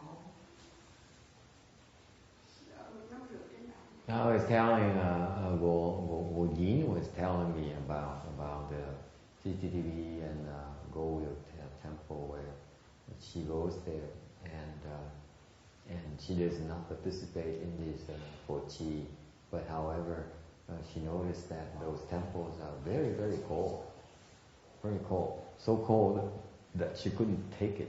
She did not want to go there. Whereas over here it's much warmer. I explained to them, and I made a point, a very, very loud point to the nuns in particular. I said that we need to be flexible in our cultivation. For young people like these young men here, I made you put up with the cold and fight the cold and learn about the cold, how to deal with the cold. Okay? And that's different because you guys can take it. But whereas when we have old people here, they can't handle it. So that's why we turn on the heater. Or for example, in the morning I saw 2 kids coming to our assembly. I turn on the heater right away because the last thing I want is for them to get cold. And they go home and they say, I will never dare bring my children to the temple anymore because they get hurt at the temple. Okay? So we need to be more flexible. This is something that I feel strongly about because I do feel that the DRBA temple is way too inflexible. Not everyone is built to take the hardship. Not everyone can listen, hear the instruction and then put it into practice right away. Okay? People need time. You need to listen about it, know about it, and then they take time to think about it and try a little bit next year, and then maybe in 5 years. Aha! That's what it was meant by that. So that's why not everyone is as crazy as some people. Okay, so we need to be flexible. We need to learn to be accommodating to the visitors at the temple. If you look at old people, young people, then we need to give them an environment, the conditions that are bearable to them. Okay?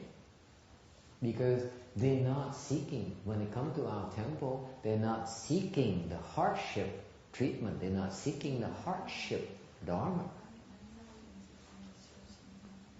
If you don't accommodate them, then they don't feel that they can get anything out of the temple. I'd rather accommodate them if they stay here for 5 minutes, 10 minutes, long enough so that they learn a little bit and they walk away. Then to me, then I've done my job. I try my best. We're not supposed to drive people away. Okay? We should try to make them feel welcome, feel like we're trying. We have, we try to accommodate their needs. That's what cultivation is about. You can't just say, force everyone to bear the cold, and bear the hunger, bear the lack of sleep, that kind of thing. It's nonsense. My attitude, if the people who stay in the temple, if they're older people, their rooms should be very warm. They have blankets, they have heaters, they have everything, because I want them to be able to sleep at night. It's very important to me. Okay? They need the rest. They come to the Buddha hall, and we turn on the heater. Why? Because we don't, they would oversleep. Quotes, oversleep. Okay? It's too cold. They don't let it get sick. Okay? So we try to help to encourage them to cultivate, not force them down their throat. Same thing in this temple. If the people feel like they want to eat 3 meals, 5 meals, 10 meals a day, I don't have a problem. Absolutely not. Okay? Mahayana is wide open. As long as they mind their business, they don't hurt anyone, they don't impose the Dharma on anyone else, they do as they please. I don't have a problem with that. Okay? I will be allowed to force anything down anyone's throat.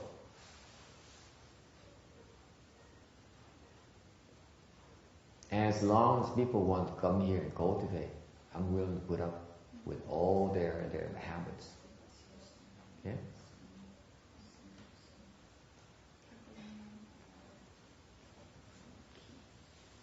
Because we need to be more embracing.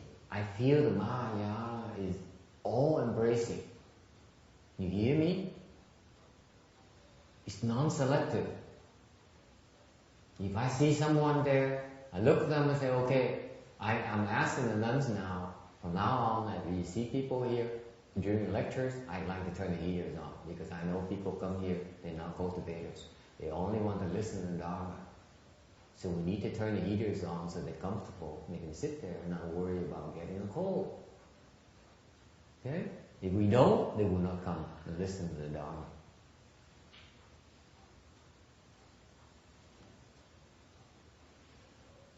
We need to help create the conditions for people to draw near the Dharma and not drive them away.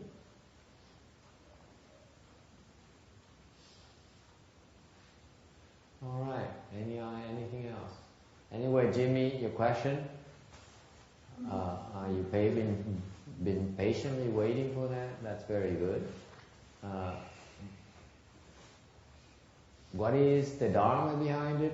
If you focus and you dandian long enough, you will generate heat.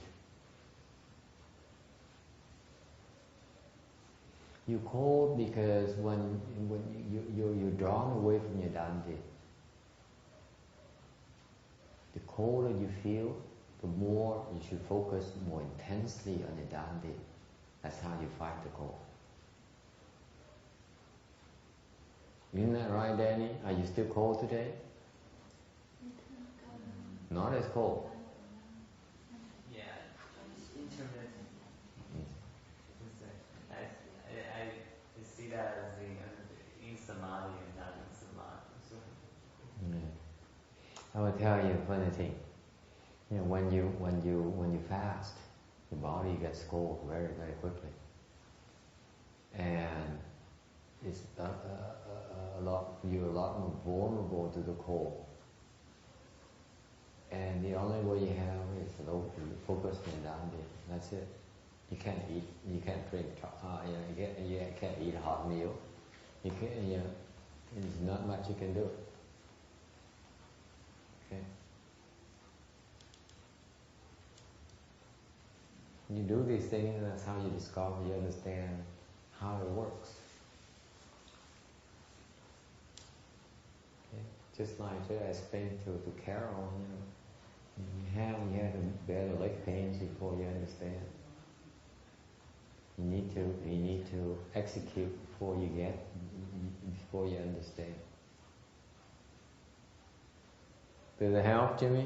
Yes. Okay. I actually thought about that every time after I eat lunch, I seem to have more energy to sustain and not get overweight. Because every time I don't eat breakfast and I will sit down or settle more to my limbs to be cold and I can't. It's hard for me to concentrate. Yeah, someone told me that in Taiwan, how can you eat one meal a day? It's very cold here, and you should eat more because aren't you cold? No. See, so food does help to generate the heat. That's one of the reasons why people look forward to lunch. By the way, Danny, lunch, when you eat lunch, it warms you up. But that's why we laugh on people. We don't eat breakfast because then we get colder. And so we need to come up with a way to fight the cold without food.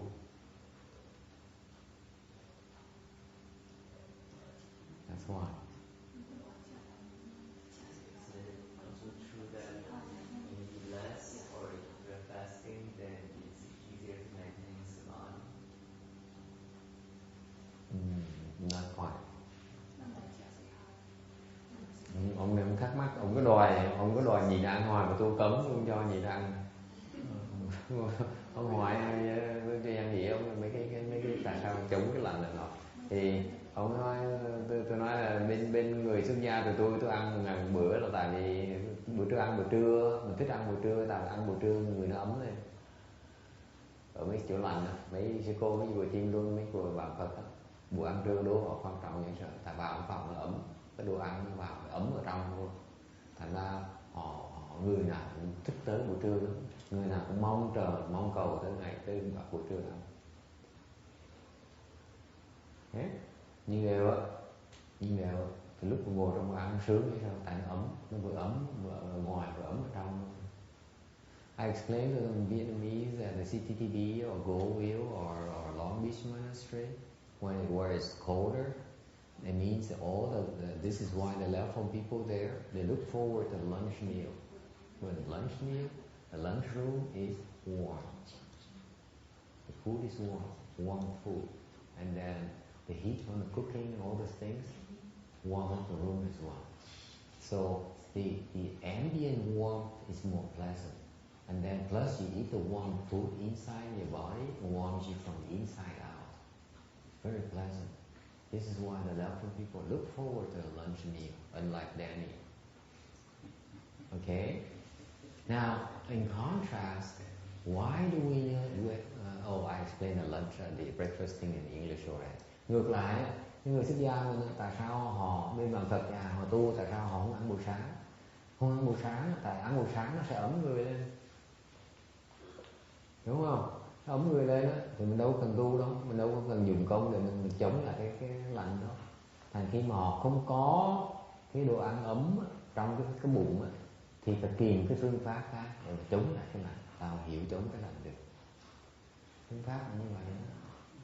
Nhưng tùy mỗi người, đâu phải ai cũng muốn cái chuyện đó đâu.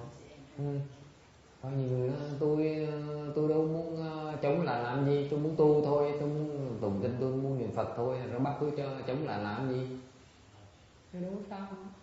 Tôi tu như vậy thì để tôi tu như vậy, sao ép người ta phải chống cái lại? Vô duyên lẻn xẹt. Mình tu chưa xong mình cứ ép người ta theo phương pháp mình.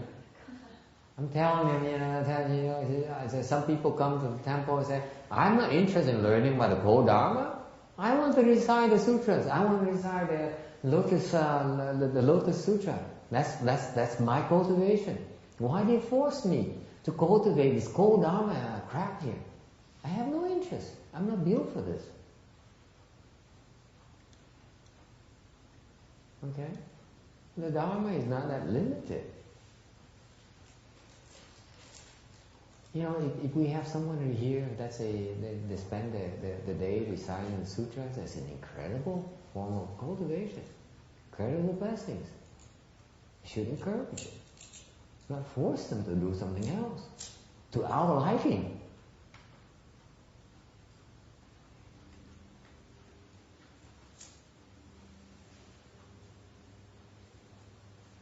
Okay. But it doesn't mean that we don't know how to cultivate the tough Dharma. We do know how to cultivate the tough Dharma, but we simply don't force it down people's throat. That's the distinction. If you really understand, you don't force it down anyone's throat. Mình thoải mái, tại vì mỗi người có cái khuynh hướng tu khác nhau, mình không nên ép ai tu phương pháp gì hết. Tu là quý đôi cái khác biệt của mình ở chỗ là cái tu cực tu khổ không biết tu nhưng mà đâu ngán đâu, nhưng đều mình không bắt ai tu như mình hết. Mỗi người có cái khuynh hướng tu khác nhau, để cho tu thôi, tu là quý, còn đòi này đòi nọ, mới bắt người ta ra tu cho mình thì nó giúp. Đối với tôi cái đó nó có tầm thường.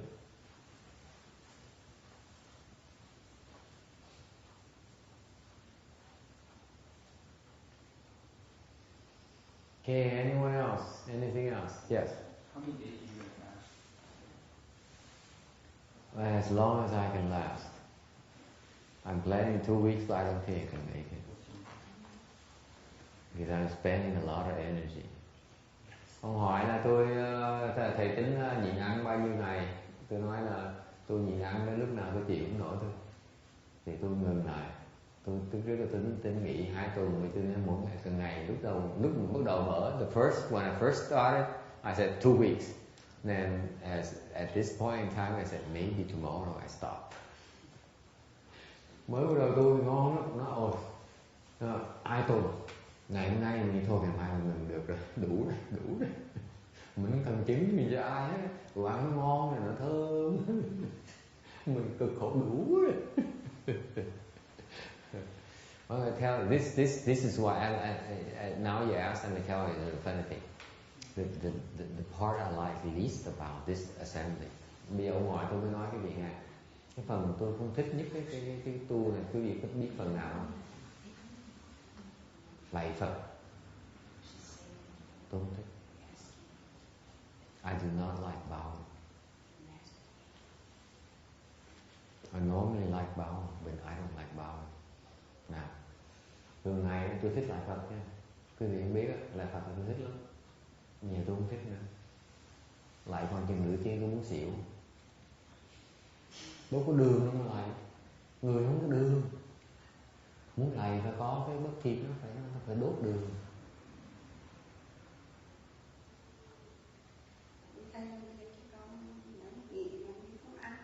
The reason when you fast, you cannot do physical things, and we bow too fast. You too damn fast. You ask me. It's by design. Right now we are, but there's other bowing that A lot slower. Yeah, you're getting another 30 seconds. Yeah, slow down. This is like exercise. Yeah. Before Yeah. you need to relax, about 20 seconds and then go slowly. Yeah. It's more you ease into more. Much slower. This is like exercise. But you see, this design is that way so that you guys will perk up and not fall asleep in a later session. That's by design. Yeah. But then you guys get the benefit from that, but I pay the price for getting faint. Because the first day is not bad, second day is not bad, third, yesterday was bad. Today was like after half an hour I was breathing heavily, I was going nói ngày đầu như sao, ngày thứ nhì như sao, ngày thứ ba như sao, ngày hôm qua lại xong bắt đầu mình hơi choáng váng, hồi nửa chừng mình hơi choáng váng, ngoài ngày hôm nay lại xong một cái mình nhìn khôn, mình gồng cái độ mình không choáng váng nữa, mình qua cái đoạn choáng, mình phá được cái choáng váng, đều qua cái đó rồi, sau nửa tiếng mình phải dòng đứng mà dừng chống cái bàn để mà thở.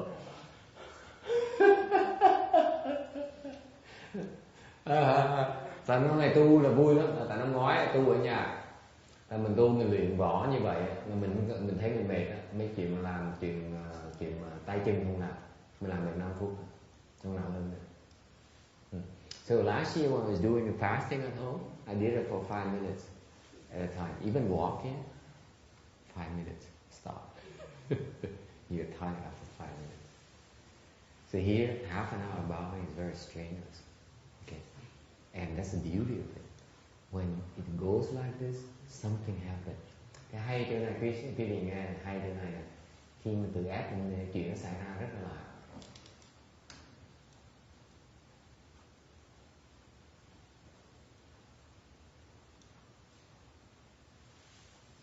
I enter samadhi when I was very, very, very tired in the afternoon. Lúc mình hết sức như vậy, cái chuyện hay lắm.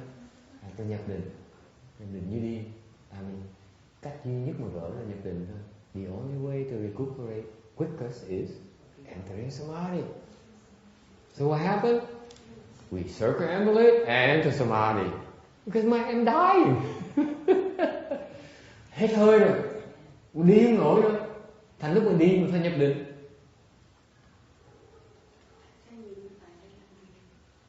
Ok.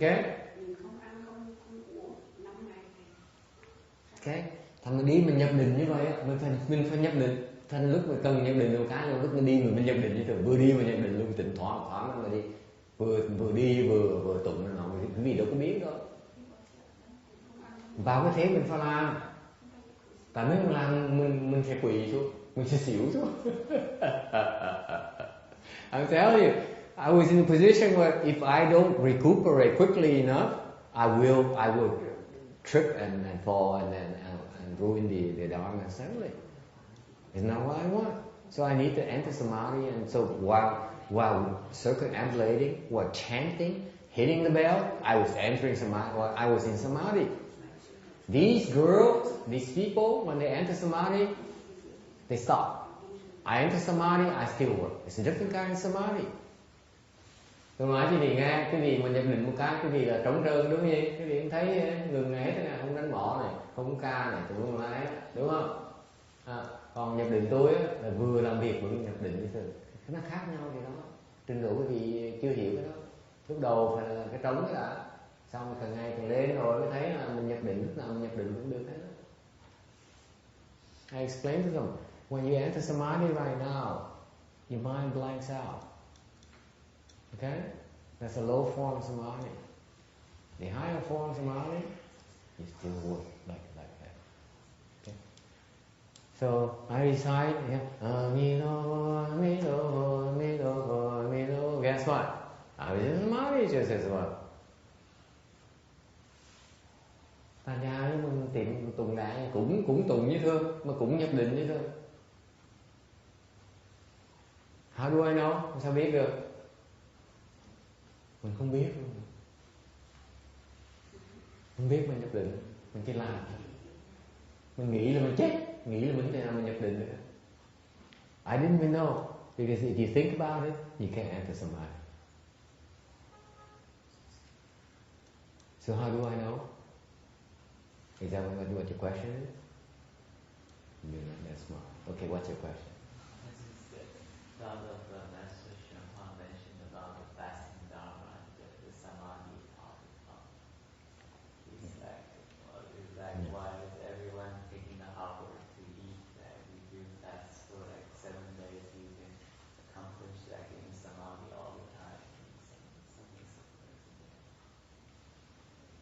depends because they were practicing it under his supervision. So he would prevent them from doing stupid things to harm themselves. I don't have the guidance, that's why I need to experiment. This year I did all these things to experiment on myself. Can I do these things? So I need to develop the ability to do it while working physical activities and all those things. I'm not telling you this to get your sympathy. Okay, I'm telling you this because there's a reason. We have, Carol, we have incredible, unlimited potential that can be unleashed when we need to. Not because we think about it. Not because we reason about it. When your legs hurt like that, your body has the ability to diminish the hurt and make it go away. But it's not until you force yourself to that state, to the extreme, that you won't know you have that ability. You can't tap into it. Isn't it beautiful? Now you know why you got to do it. It's not something that can be explained. You have to have enough blessings to trust my instructions enough to do it. That's the nature of your blessing. People listen to my instructions, they say, oh, you're nuts. My doctor says this, my doctor says that. Not enough blessings. Painfully beautiful. Spirit, darling. Spirit. That's Master Srinath's dharma.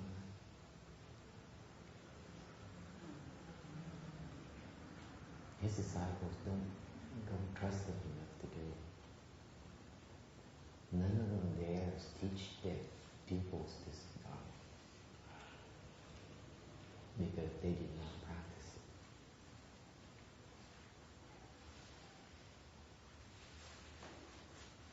It's the death of our Srinath's dharma. There's a pain. That's the instruction. That's all I got, you know that? From the book, and do the pain. That's it. No one could explain to me why. So what did I do? Or see what he meant. If I don't bear it, how can I teach it?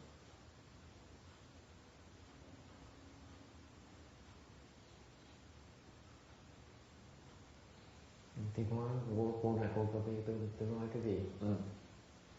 Cô đã ngồi chị đề từ chịu chị đau tôi mới giảng tiếp chị biết. Chị đau tôi mới giảng tiếp chị biết cái pháp mà ngồi chịu đau nó hay vậy sao? Nó hay ở chỗ đó. Hay ở chỗ là cái cơ thể mình á, mình phải nghe cho kỹ cái cơ thể mình á, cái khả năng cơ của cái cơ thể mình á, nó vô tận. Nó vô tận.